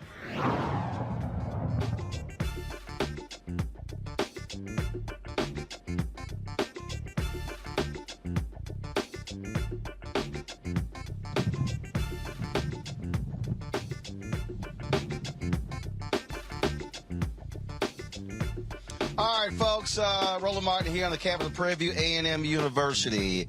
Earlier today, the Black Lives Matter Global Network Foundation Board of Directors held a virtual news conference where they talked about the 990 forms they filed with the IRS showing how they spent funds, how they've been able to who they support, and also talking about the transparency and how they are now transitioning the organization from the leadership of one of the three founders of the Black Lives Matter hashtag, Patrisse Cullors, to a different board. And so they held three of the board members held this virtual news conference with Black media. It was a few days ago. They worked with Associated Press. Associated Press dropped an exclusive story showing and talking about their particular spending. We actually earlier we live streamed the entire event, and so if you want to go to our Black Star Network app, you can actually see the entire call where they took questions and talked about what they're doing. And there were some critical questions that I wanted answered when it came to hierarchy and their structure and how they are being governed. And so here is some of today's virtual news conference. First off, I got several questions, but first, how many board members are there? There are three of you right now, but how many total board members do you have? Three in total. You were looking at all three of us, and we have plans to expand that our board up to 9 over the coming year. Okay. Second thing is so actually, before I even get to that question, I appreciate you talking about the relationship with Black media. I understand why you gave Associated Press the exclusive because it's AP, but that's also the example of where also working with Black-owned media, some of us are members of Associated Press, and so we could have literally, that story could have been given to Black-owned media, and we could have actually had it placed on the Associated Press wire. So I'm all about making sure that we also get exclusives. And so just understand that that could have been achieved the same way with a Black-owned media outlet. Just want to let y'all know that. The thing that, what is the hierarchy? When I had Patrisse on my show last year, we went through this, and I am still, and I think this is part of the problem, completely confused with the hierarchy. You're the global foundation. So you have the activist piece that Melina is over. Who controls the social media? So when Black Lives Matter is speaking, part of the deal is who's speaking? Is it the foundation? Is it the activist piece? You have all of these different pieces. So are you going to provide a flow chart so we understand exactly what this whole thing is? Because even to me, it is still greatly confusing. Who's who does what, who's over what. stuff along those lines. Yeah, I can maybe take a first stab at that, others please chime in. I think to your first piece, yes, we intend on ensuring that our relationship with Black media outlets remains strong. And Roland, we will, I think we got some announcements in the pipeline that we want to be able to work with you on in terms of getting out to our community. And so thank you for that reminder. But the BLM ecosystem went through a transformation in 2020. The global network, there was one organization for Black Lives Matter, which was the Global Network, and we had all of the chapters connected to the global network. And when Patrice stepped back in, essentially a main part of her tenure was around reorganizing and restructuring the BLM ecosystem. And how that happened was the foundation, of course, understanding that we need to be able to resource the front lines and build Black power and ensure that we are disrupting philanthropy for Black people. The foundation has turned into that as mentioned, the largest abolitionist philanthropic foundation organization that has ever existed in the nation's history.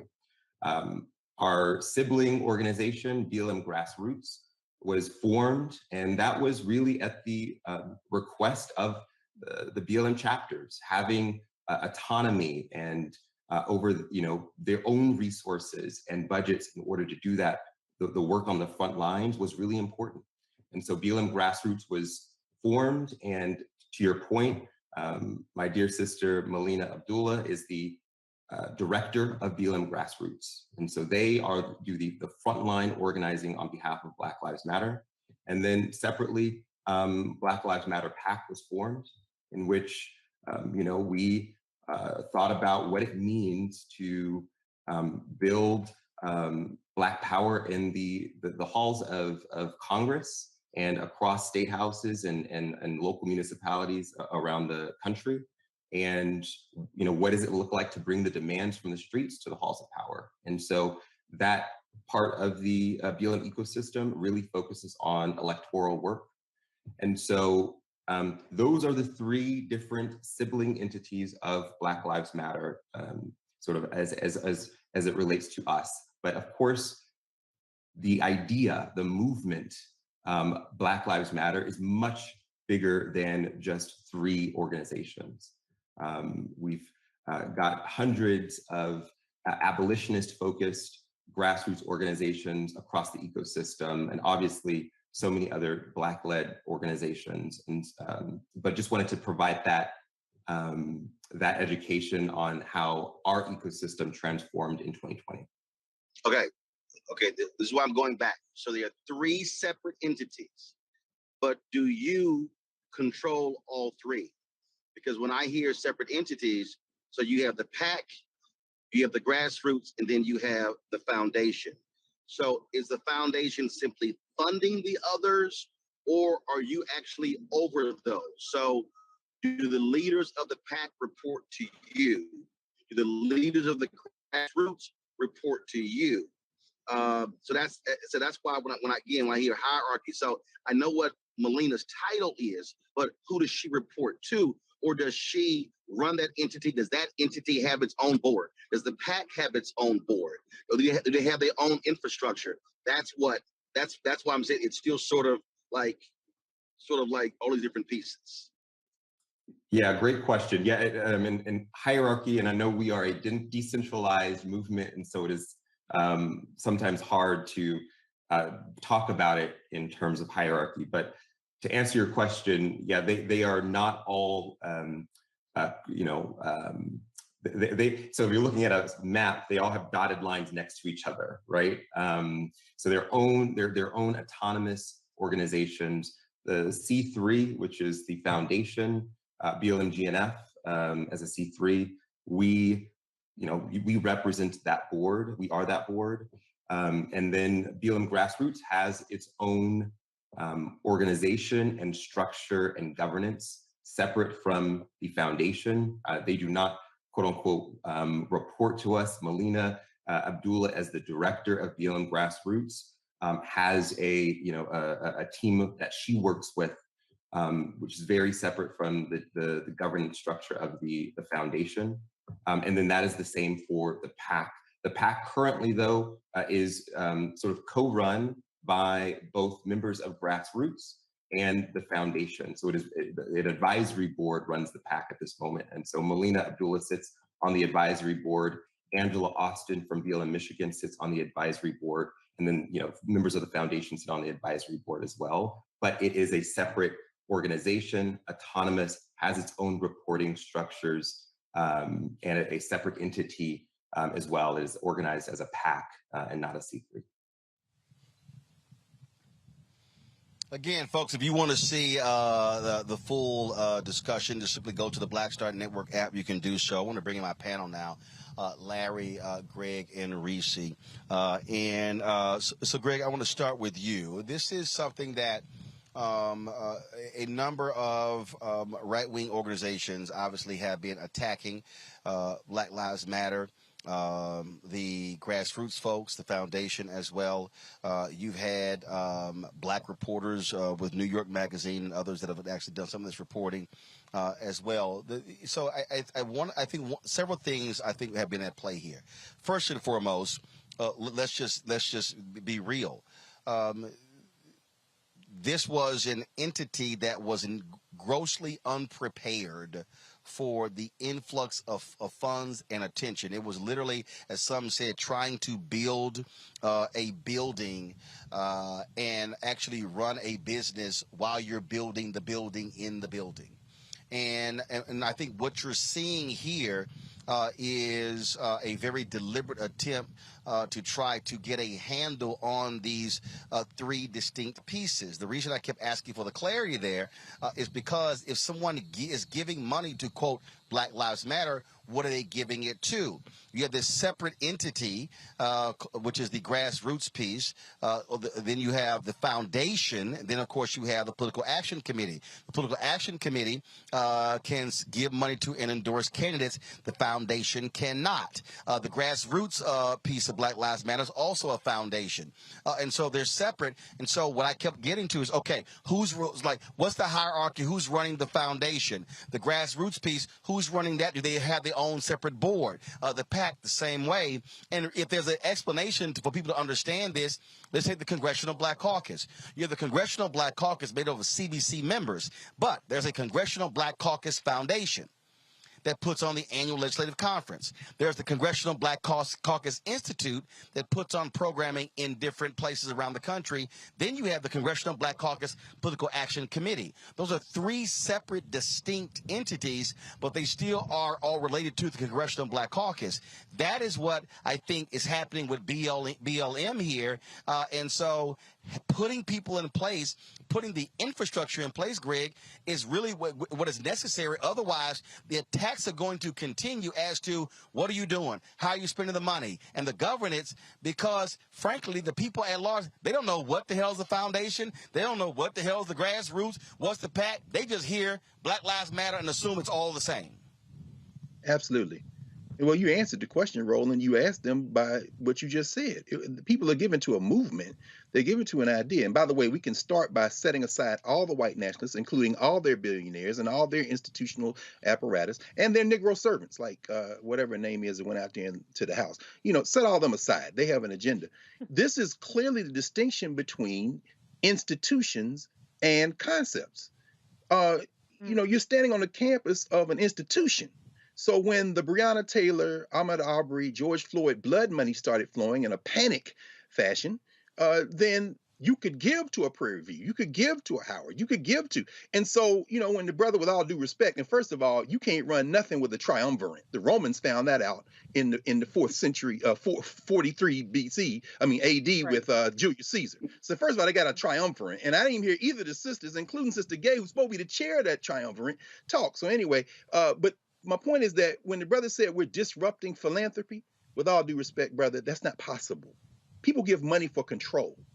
And so unless you have an institution like the Black Church or the Prince Hall Masons or the fraternities and sororities or the Order Eastern Star or even the HBCUs, funny how money changes situation. Understand that. All of the public dollars that go into education, whether it be charter or non-charter, essentially split many Black people in the Black community. And Roland, you've been first sitting there looking at that and participating in it around the issue of public charters. When money comes in, you have to have an institutional structure to absorb it. Otherwise, this is what happens. There was no Congressional Black Caucus until the early 1970s, but those are elected officials. They're in an existing institution. They can move forward from that. But when you come to the point where you have something that started as a hashtag, then emerged as a sentiment, then people who had money decide we want to participate with mixed motives. The history of HBCUs is the history of white people giving money to control the curriculum and control what's going on. Go ask Booker T. Washington about that. At that point, you are now in the money game. And so the answer to the question you raised, Roland, you answered it before the brother even said a word, because you're basically saying you're trying to build an institution around a concept. That's not how it works. And these people who are giving money, oh, they got an agenda. Trust, you can't disrupt philanthropy, brother. You probably need to go and study that a little bit. Philanthropy is all about control. And right now, it's the tail wagging the dog. Well, and again, what you're dealing with here, Reese, is a perfect example. There was an activist, a Black activist in Boston, her and her husband. They were indicted for misuse of funds. The headline said BLM activist. And when we did the story, and one of the groups they actually received money from was the Black Lives Matter chapter there in Boston. Well, when we did the story, we simply called them a Boston activist. And in fact, when we had posted, one of our folks had posted the story, said BLM activist, I said, no, change that to properly reflect it. Because what mainstream media, they simply slap Black Lives Matter on everything. I remember during the protest when all of these white conservatives went crazy. Oh, Black Lives Matter were yelling pigs in a blanket. Well, that was actually a chapter in Minnesota that wasn't even affiliated with the actual organization. Here's what people may not realize about Black Lives Matter, Reese, is that they tried to actually trademark the name Black Lives Matter. But because it was already in the public space so quickly, what happened was they couldn't do it. And so the reverse happened. Normally, when you're talking about creating an organization, normally you secure all of your trademarks. You get the name, you get the website. Well, this was as if 10 horses jumped out of the barn and they're trying to like hold the reins and they're being dragged along the way. And so all of a sudden the people are giving and these things are going. So you've had people who are over Black Lives Matter chapters that are not actually a part of Black Lives Matter. And so that's why I also asked on the activist side, what's their process? They've now created a process to certify the chapters. And so much I think of what's been going on here is, again, you didn't have the proper infrastructure with all three components. And so they were easy targets for criticism inside of the movement and outside. And I think now what they're trying to do is again, grab those reins and pull back. No, and now to be able to control as best they can, because it was really just going all over the place because it frankly, the movement was outpacing the infrastructure because there was none. Yeah, but I think it cuts both ways. I think the ambiguity and the notion and the idea that people were contributing to has greatly benefited Black Lives Matter, the global foundation, to the tune of over $100 million. And I think it's a little bit of a cop-out. I mean, yes, they've had to scale up massively because of massive influx, but they've been a multi-million-dollar philanthropic organization or movement for many, many years now. So I'm not going to let them off quite that easy. But I mean, my background. No, actually, it hasn't been. It hasn't been many, many years. No, seriously. The reality is this. It hasn't been. Since you don't think so? Because I mean, No. First of all, here's the deal. Okay, you let me know then. No. The timeline is a timeline, and that is when you follow the 990s. And again, what I have been trying to do over the last 5 or 6 years is even asking questions is like, okay, who are you and who's over what? Who's doing what? It wasn't until today when we were asking the questions that, oh, Black Lives Matter grassroots, they actually raised their own money. Black Lives Matter Global Network Foundation raises their own money. So one of the things that I've asked them is, okay, so if somebody says, I want to support Black Lives Matter, who they're supporting. In fact, there was a Black Lives Matter organization in California that was actually against Black Lives Matter. Okay. That's right, bro. And that's right. A corporation or several gave them like $8 million. And when they got exposed, they had to, get the money back because there was an actual group called Black Lives Matter, but they were not actually down to, as Greg said, with the concept. And so that thing has been happening. So because they were unable to trademark the name, literally hundreds of organizations across the country can call themselves Black Lives Matter. So part of this deal is folks didn't know who the hell they were giving to. And so this is also the battle that's been going on as to if you're supporting the Black Lives Matter movement, who do you actually give to? So even now, the Global Network Foundation, I was on the phone talking to someone. So if I actually want to support the protests and the activism, I need to go to that Black Lives Matter entity. If I want to support Black Lives Matter supporting candidates, I need to go to their PAC. But then if I want to then support Black Lives Matter Global Network that's supporting other abolitionist groups, I got to give to that entity. Part of their struggle is conveying to the public who the hell does what. Because for the public, it's just one Black Lives Matter. It's all the same. Well, my point wasn't that they've gotten 100% of the donations that people believe are going to Black Lives Matter. My point is, for many years, they've been getting some level of donations. What proportion of that, of all the Black Lives Matter donations there are, I don't know that. But I would imagine it's been at least 1 million. And so I think as soon as you start getting any kind of donations, there needs to immediately be a lot more accountability in place. And I've read reports and I've seen grassroots complaints about the lack of infrastructure, the lack of many of the things that they are resolving right now. But the point that I want to really hone in on is I think that it's good to be transparent about where the money went, but what they need to be more transparent about is how the decision making happens to who gets the money. For instance, with Patrisse Cullors, her partner, the father of her child, he provided services.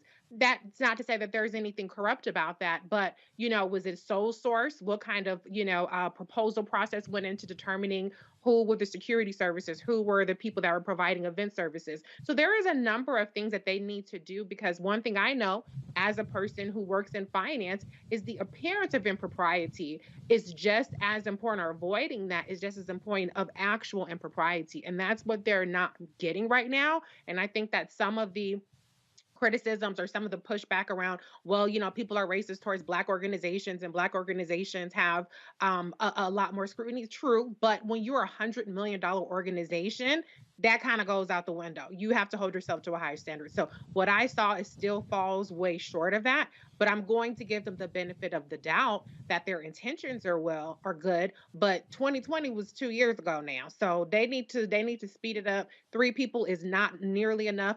I need to see some org charts. We need to have a lot more stuff going on. Yes. Even on their Twitter, there's no, have a link to a Black Lives Matter PAC the Twitter account, have a link to the grassroots Twitter account. They're really, they're contributing but Reese, what you're laying out though is literally the question that we were asking today. And it's because I know that's what I'm saying. Perfect example. And they don't have the answer. No, hold on. They actually do have the answers. What they're actually doing. Remember, Patrisse resigned last year, so now like one of the sisters, she's actually a new board member. So what they said on the call is that they currently have 3 board members. The goal is to have 9 board members. They're also trying to hire an executive director. One of the things that they did was they actually hired consultants who are running the organization, but when you have consultants, you're not having full-time staff. And so again, what we're seeing here, which is why, and trust me, I've even said to them, all right, if I'm calling, who the hell am I even trying to call? We're trying to get somebody on. I think what has been happening actually over the past 4 or 5 months is the folks who are there now trying to get a handle on all of this. Larry, the $6 million home, the reality is this here. Okay, they've explained why they bought the home. That is actually a yoke around the neck of the organization, because they've talked about utilizing that for black creators, developing content, things along those lines. Again, that's going to be their decision whether they keep it. It's an asset. Let's also be clear, a lot of black organizations don't own anything. They don't actually even own their headquarters. But the reality is, from a public relations standpoint, when someone hears $6 million used on a mansion, unless you fully and properly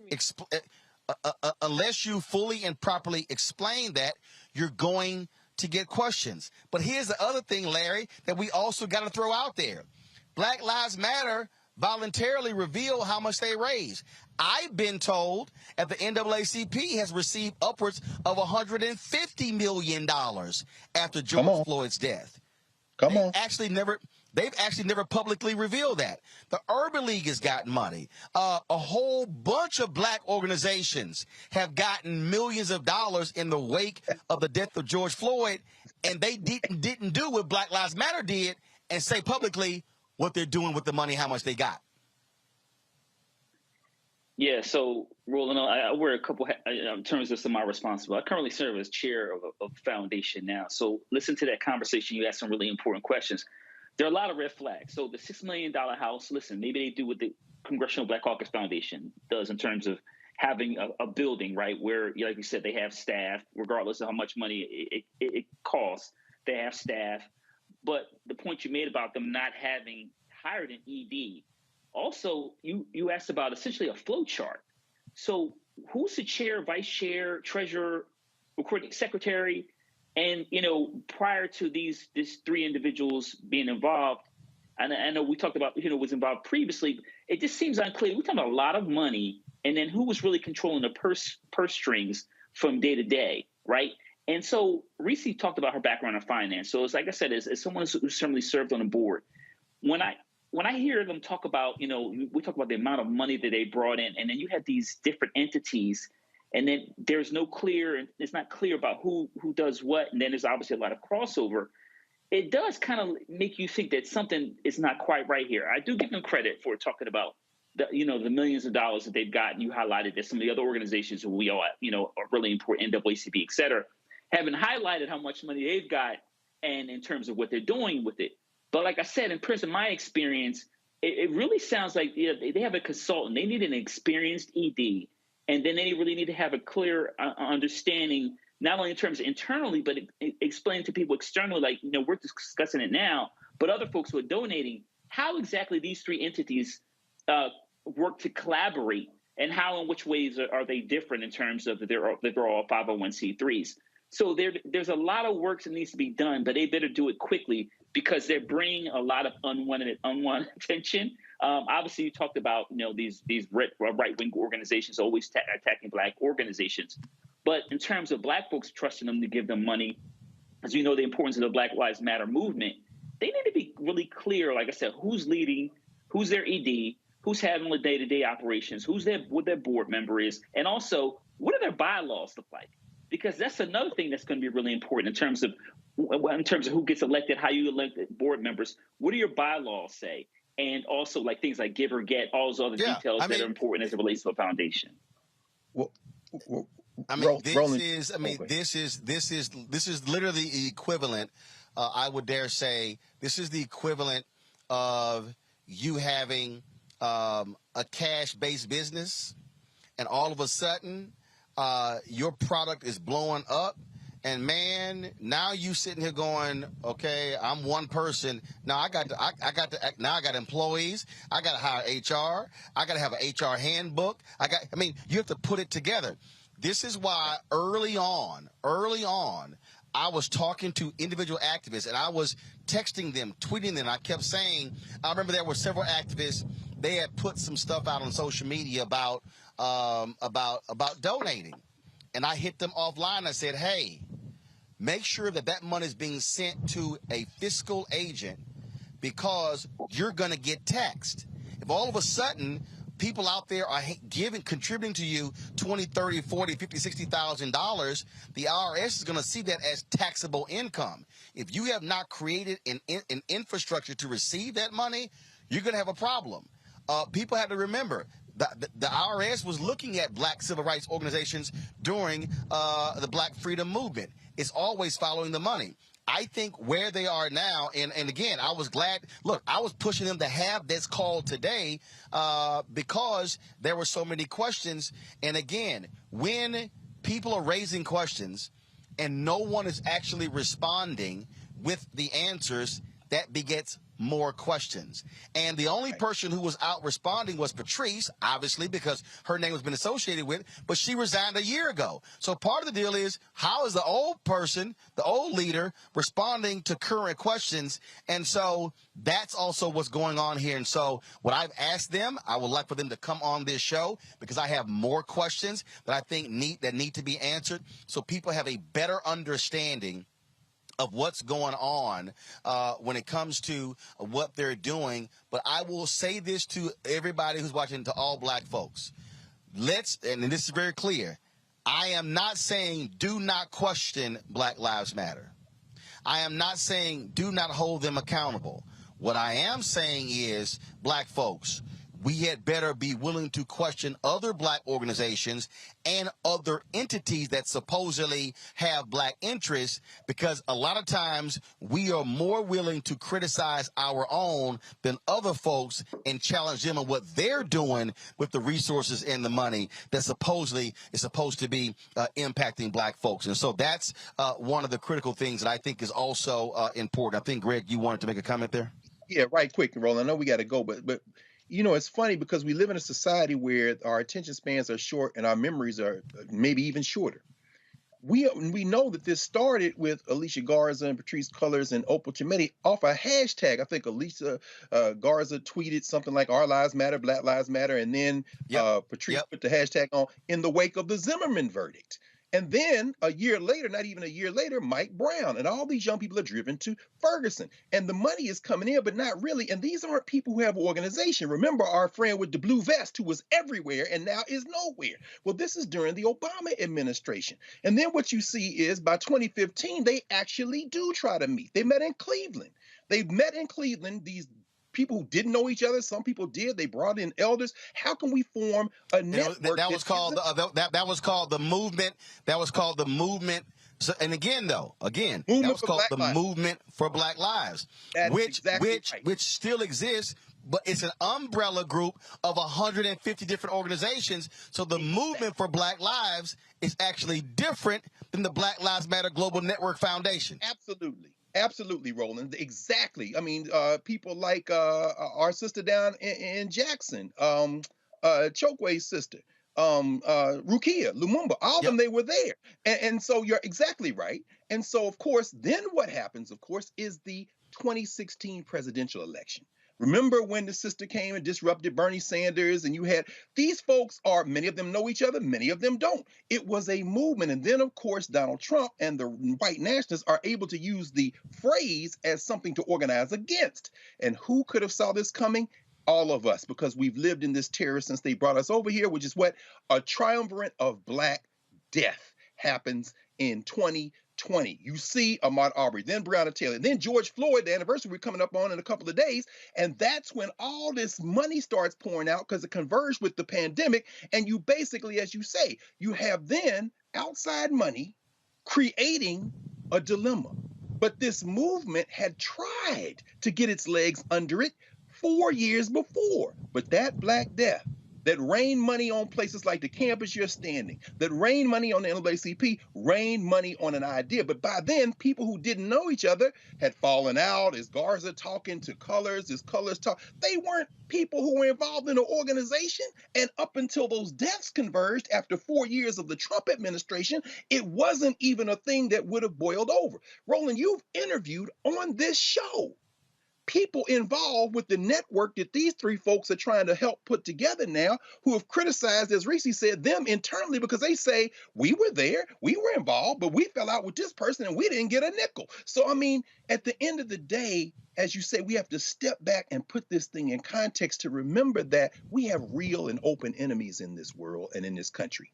That boy that killed those 10 people in Buffalo who did not act alone, I don't believe, I read all that damn manifesto, didn't I? And by the way, son, say it with your chest. You said if you got captured, you'd plead guilty. But you didn't do that, did you, you punk? My point is they are also bankrolled in terms of that weaponized propaganda with people with institutions. You do not fight institutions with individuals. And as you say, finally, in their defense, and you've made this clear, they tried to get their legs out from under them years before this. But once their money gets in this situation, the thing can go a way that you could never predict.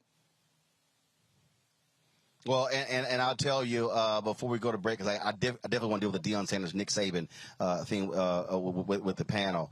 I'll remember, I never forget reading an article, and there were these young activists on the East Coast, and there were some white donors. They wanted to give to them. No, absolutely not. Then a year later, they were like, what the hell are we thinking? Because what happened was the folks who were activists were like, damn, we got bills to pay. We got apartments, we got light bills, we got food bills. And so what happened here was there were a number of people who were thrust into activism who were never a part of organizations. That's right. There are people who are listening, who are watching, and who will say, oh, man, we need new organizations. But, folks, this is why Stokely Carmichael said, you cannot find a black person who's been able to achieve anything unless they've done so through an organization. Because what an organization gives you is infrastructure to be able to move and grow. And then when you get tired, somebody else can step in.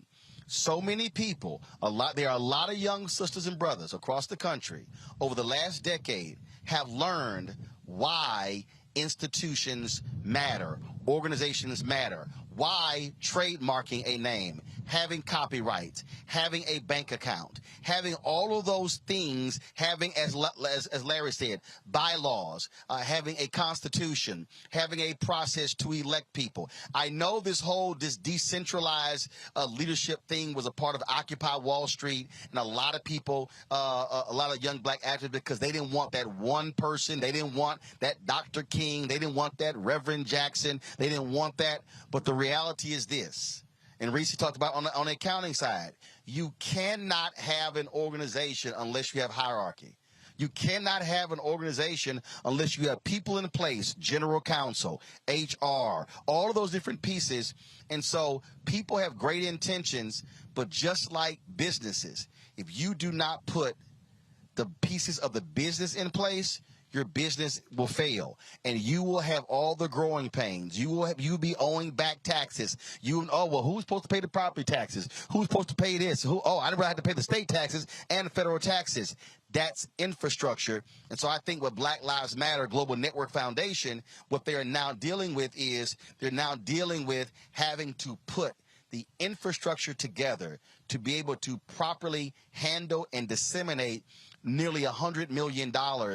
But if you ain't got an organization to do it, you're not going to be able to be successful. And so I look forward to them coming on the show. I'm going to keep you all abreast what's happening with them. Short break. We're going to come back. Nick Saban actually showed. Go ahead. I just want to say, going to Dr. Carr's point, I think that what Black Lives Matter, the organization needs to do is take some of the personal and some of the emotion out of it. When I read Patrice Cullors saying she trusts this person or that person, and that's how they got these, $100,000 or $970,000 contracts. in order for an organization to be successful, there has to be a more democracy to it. It has to be more credentials based. It has to be more fairness in terms of a broader pool that they're going from. So if they get away from the cronyism, if they get away from who they It's feel called comfortable process. with, yes, process. Boom. That's what it boils down to. Get away from just who you like and the cool club, and put the process and fairness and transparency in. But I did ask the question, and what I was told is that the individual with a security contract has a security company, has done security. But part of the deal is you got to tell people that. The impression that has been given thus far is that this money was just given to some her baby daddy. That's literally how it's been, as opposed to say, this is who this person is, this is their security company, this is how long they've done security, this is the other people, other clients they've had. They actually have a real security company. That hasn't been done. But part of that deal is they haven't had a communication apparatus to be able to tell their own story. And so all of the things that we're saying, they literally are having to build those things, which is a part of the reason why there have been so many questions. And so we got more questions and, of course, hope to get more answers. Real quick break. We'll be back, and we'll talk about Nick Saban. He didn't open a can. I don't know if he really wanted to do that. Yeah, we'll talk about the money when we come back on Roland Martin Unfiltered on the Black Star Network.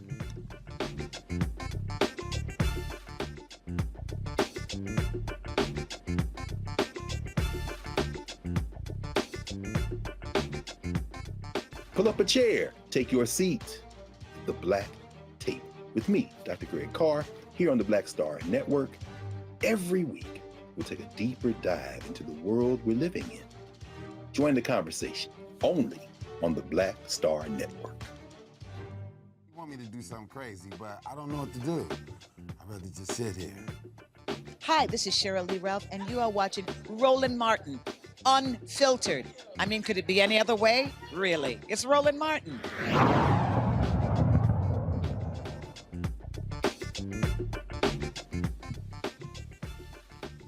All right, folks, Roland Martin here on the campus of Prairie View A and M University. Last couple of years, actually not last couple of years, you have seen a number of top players give consideration to HBCUs. Howard University a couple of years ago signed the #1 basketball recruit in the country. This year, Jackson State signed the #1 dual threat quarterback in the country, Travis Hunter. That caused all of these folks to say, oh my God, what is Deion Sanders doing? What is Jackson State doing? Well, last night, Nick Saban, the head coach of Alabama, was at an event where they were trying to raise money for their program. And let's just say Nick opened a can of worms going after Jackson State and my alma mater, Texas A&M. Listen. And you've read about them. You know who they are. I mean, we were second in recruiting last year. A&M was first. A&M bought every player on their team, made a deal for name, image, and likeness. All right, we didn't buy one player. All right, but I don't know if we're going to be able to sustain that in the future because more and more people are doing it. There are rules, just like Nate said. We have a rule right now that says you cannot use name, image, and likeness to entice a player to come to your school. Hell, read about it in the paper.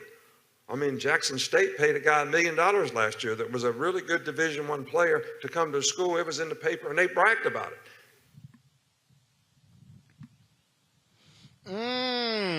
Really? Well, Jimbo Fisher, who worked with on the staff with Nick Saban when they were at LSU, let's just say he was a little pissed off, held a 10-minute news conference, and he was breathing fire the entire time.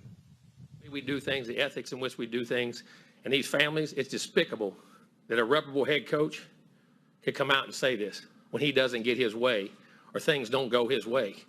The narcissist in him doesn't allow those things to happen. And it's ridiculous, but when he's not on top, and the parity in college football he's been talking about, go talk to coaches who coach for him. You'll find out all the parity. Go dig into wherever he's been. You can find out anything. And it's a shame that you got to sit here and defend 17-year-old kids and families.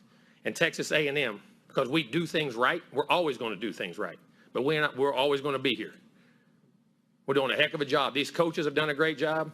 Our players have done a great job. The whole organization of recruiting people. It's despicable that we got to sit there at this level of ball and say these things to defend the people of this organization, the kids, 17-year-old kids and their families. It's amazing. All right. Well, Travis Hunter actually sent this tweet out. I got a meal, but my mom still stay in a 3-bedroom house with 5 kids with a laughing emoji.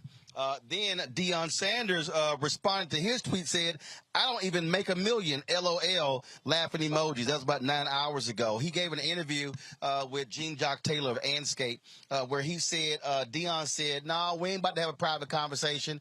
Coach Saban, he probably has called me. He said, no, you made your comments in public. We're going to talk about this thing in public. And also, Jimbo Fisher said Nick Saban called him. Saban said, no, I ain't taking this phone call. Then Fisher went even more so. He said, hey, y'all should look into Nick Saban's past. Now, here's what's interesting with this whole deal. And, Greg, we talked about this on the show. When top black players in basketball and football start saying the hell with the major white schools and start coming to HBCUs, then these white coaches are going to lose their mind, because if what Travis Hunter has done starts a trend, again, he was the #1 dual threat quarterback in the country, committed to Florida State, he start coming to a Jackson State. You got Hugh Jackson hires the head coach at Grambling. You got Reggie Theus, who's the athletic director, basketball coach now at Bethune-Cookman. You've got Eddie George, the head coach at Tennessee State. Prairie View has hired their new coach. What is Bubba's last name? Bubba McDowell used to play with the Tennessee Titans. He's now the head coach here. So now what's happening is you got Gary Payton, who's coaching in Oakland. Now all of a sudden, with name, image, and likeness, now all of a sudden you can create these collectives. If you got a player who, let's say it was a 3 or 4 star sitting on the bench for 3 years at Alabama, they can now go to other school. They see what's going on. Nick Saban's trying to protect that $9.5 million he's making, Greg. Exactly right, Roland. Let me be very clear. As far as athletics is concerned, every one of those quote-unquote major colleges are plantations. Texas A&M produced Bear Bryant. Remember, Sam Bam Cunningham, who just made transition last September. In 1970, when University of Southern California beat the hell out of the University of Alabama in their stadium, Legion Field in Tuscaloosa, Bear Bryant is reputed to have said, I got to get me one of them. Guess what was the biggest commercial for integration in the history of the United States? Black athletes. And in the NBA, they tried to collude with the NC2A a couple of years ago and put that Rich Paul rule in. Why? Because you got LeBron James' high school buddy with more power than all these damn general managers and the commissioner of the NBA. And when it comes to professional athletics, known as the slave economic concern, also the Southeastern Conference, the Big Ten and Pac, notice I said professional. Why? Because that boy Saban knows that he ain't got to go out, because the U of A is a brand. Texas A&M is a brand. USC, Ohio State, Michigan are brands.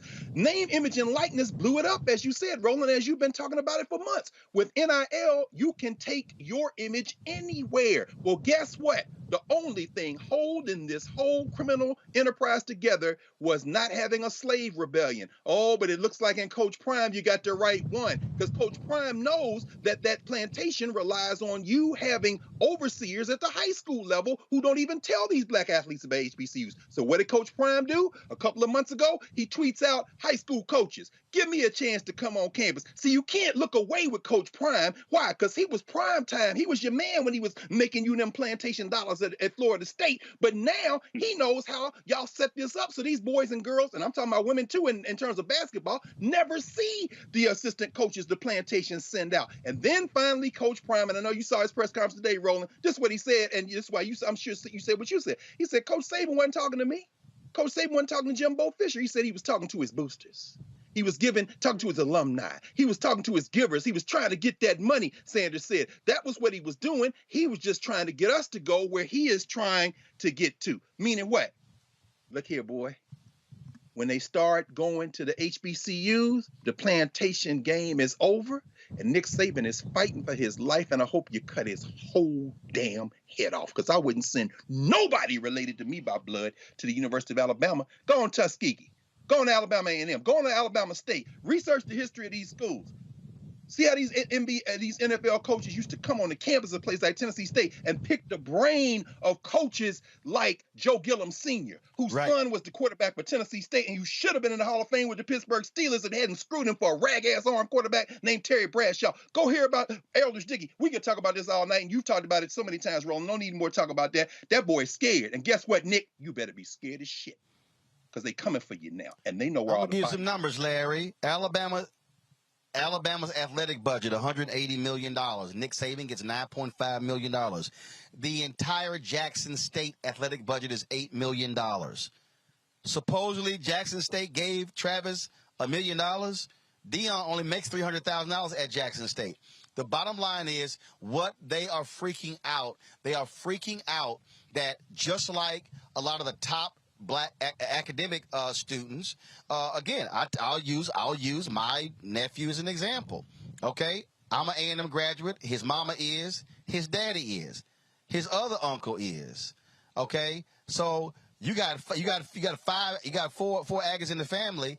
He came to Prairie View for 2 years, and he was going to go to A&M and finish and get his degree in construction management.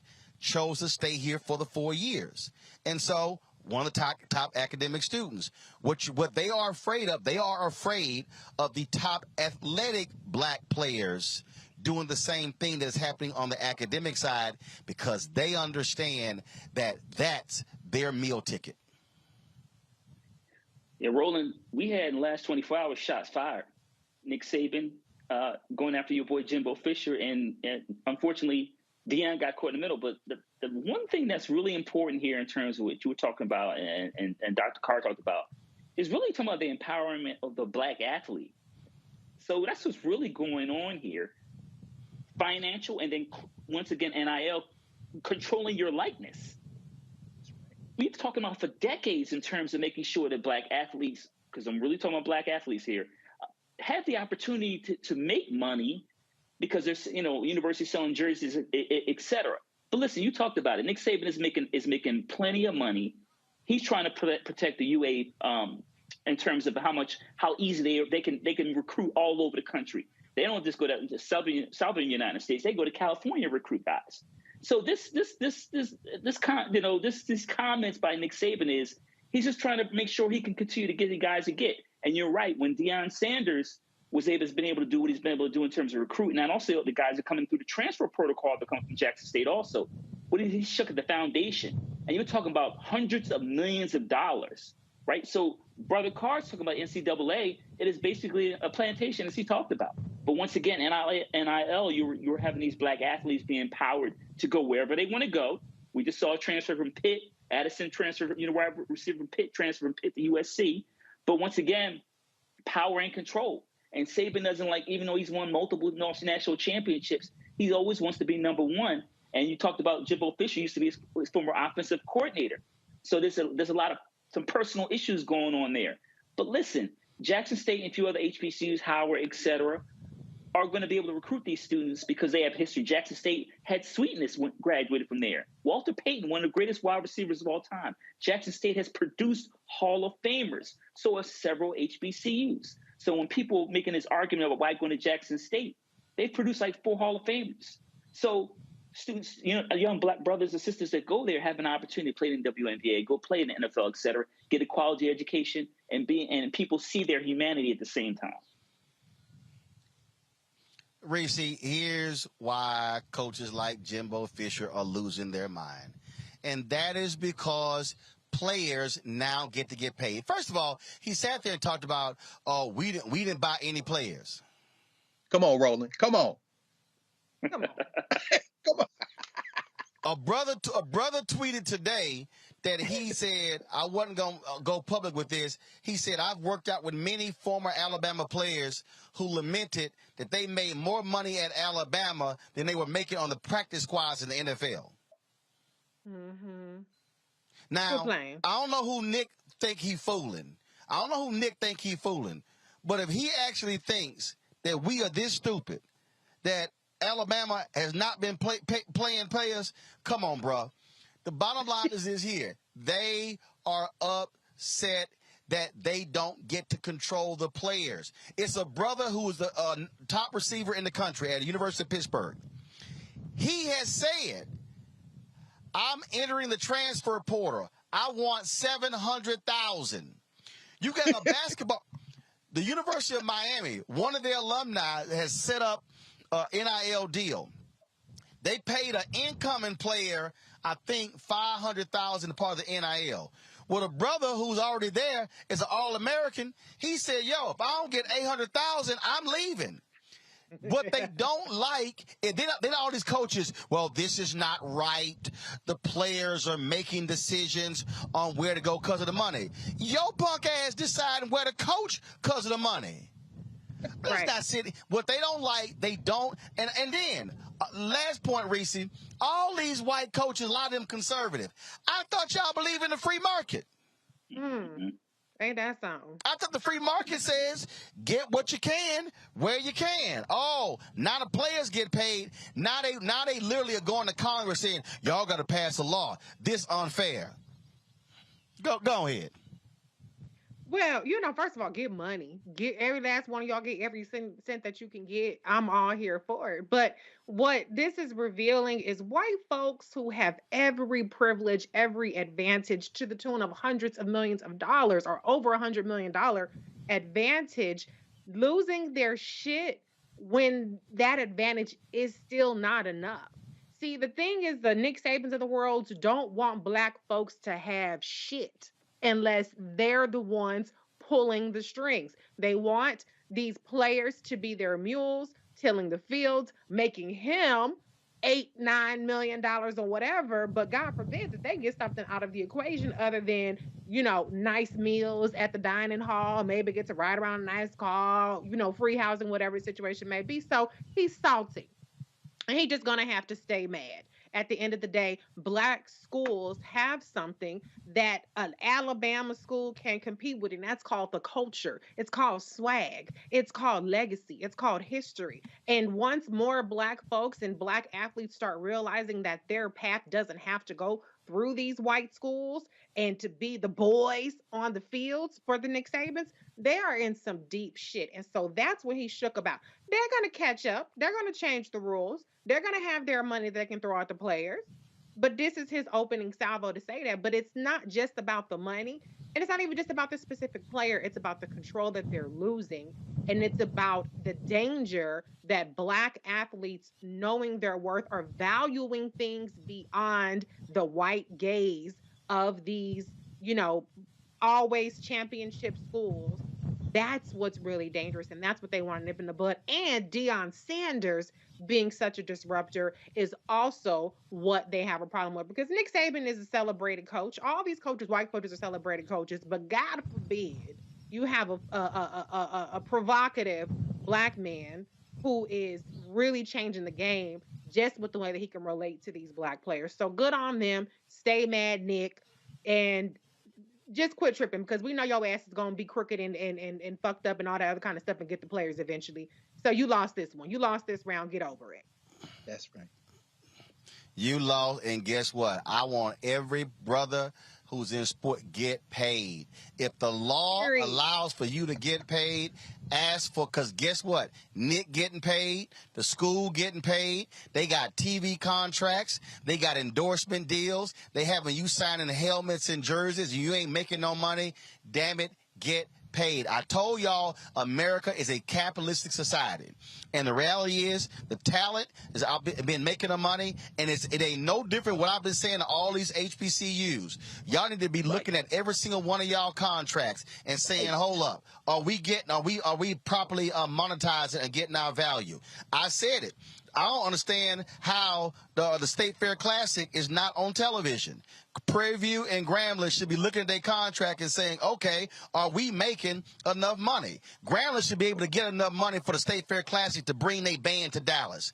They have it.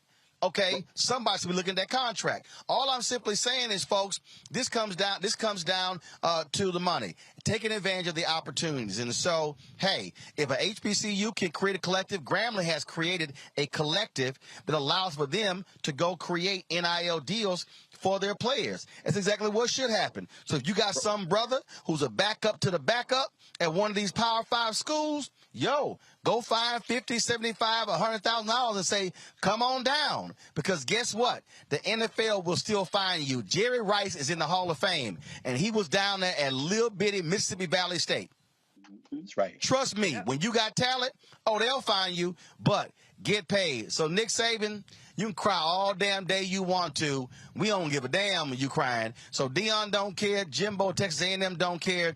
And trust me, I don't know whether the October 8th game is going to be in College Station or it's going to be in Tuscaloosa, but I will be on the sideline because I want to see who going to get cussed out when A&M plays Alabama on October 8th.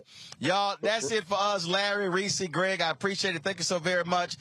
Y'all, we got to go. It's been a great day. Let me thank the folks at Prairie View A and M University for allowing us to stroll through. Y'all think I'm lying. We literally hit them up on Monday and say, hey, we coming through. Can we do the show on the campus? They accommodated us, so we certainly appreciate that. So please, y'all, and remember, I keep telling alumni, give back to your school. Don't be sitting here wearing your letters and talking about your school if you ain't sitting no damn check. Don't be sitting here spending money coming back from homecoming and you buying hotel rooms, tickets, rental cars, food, and alcohol, but you ain't left no check to the university for the next generation. That's all I'm saying. Folks, that's it. Tomorrow, we're going to be live streaming at noon out the ceremony at Jack Hayes High School. We're giving away 2 more of my scholarships. We did it last year for the first time. I'll be on the campus of JY tomorrow, and we'll be broadcasting the show from Jack Hayes as well. So we'll be in Houston tomorrow. Thank you so very much, folks. I will see you tomorrow. Roland Martin Unfiltered right here on the Black Star Network. Holla!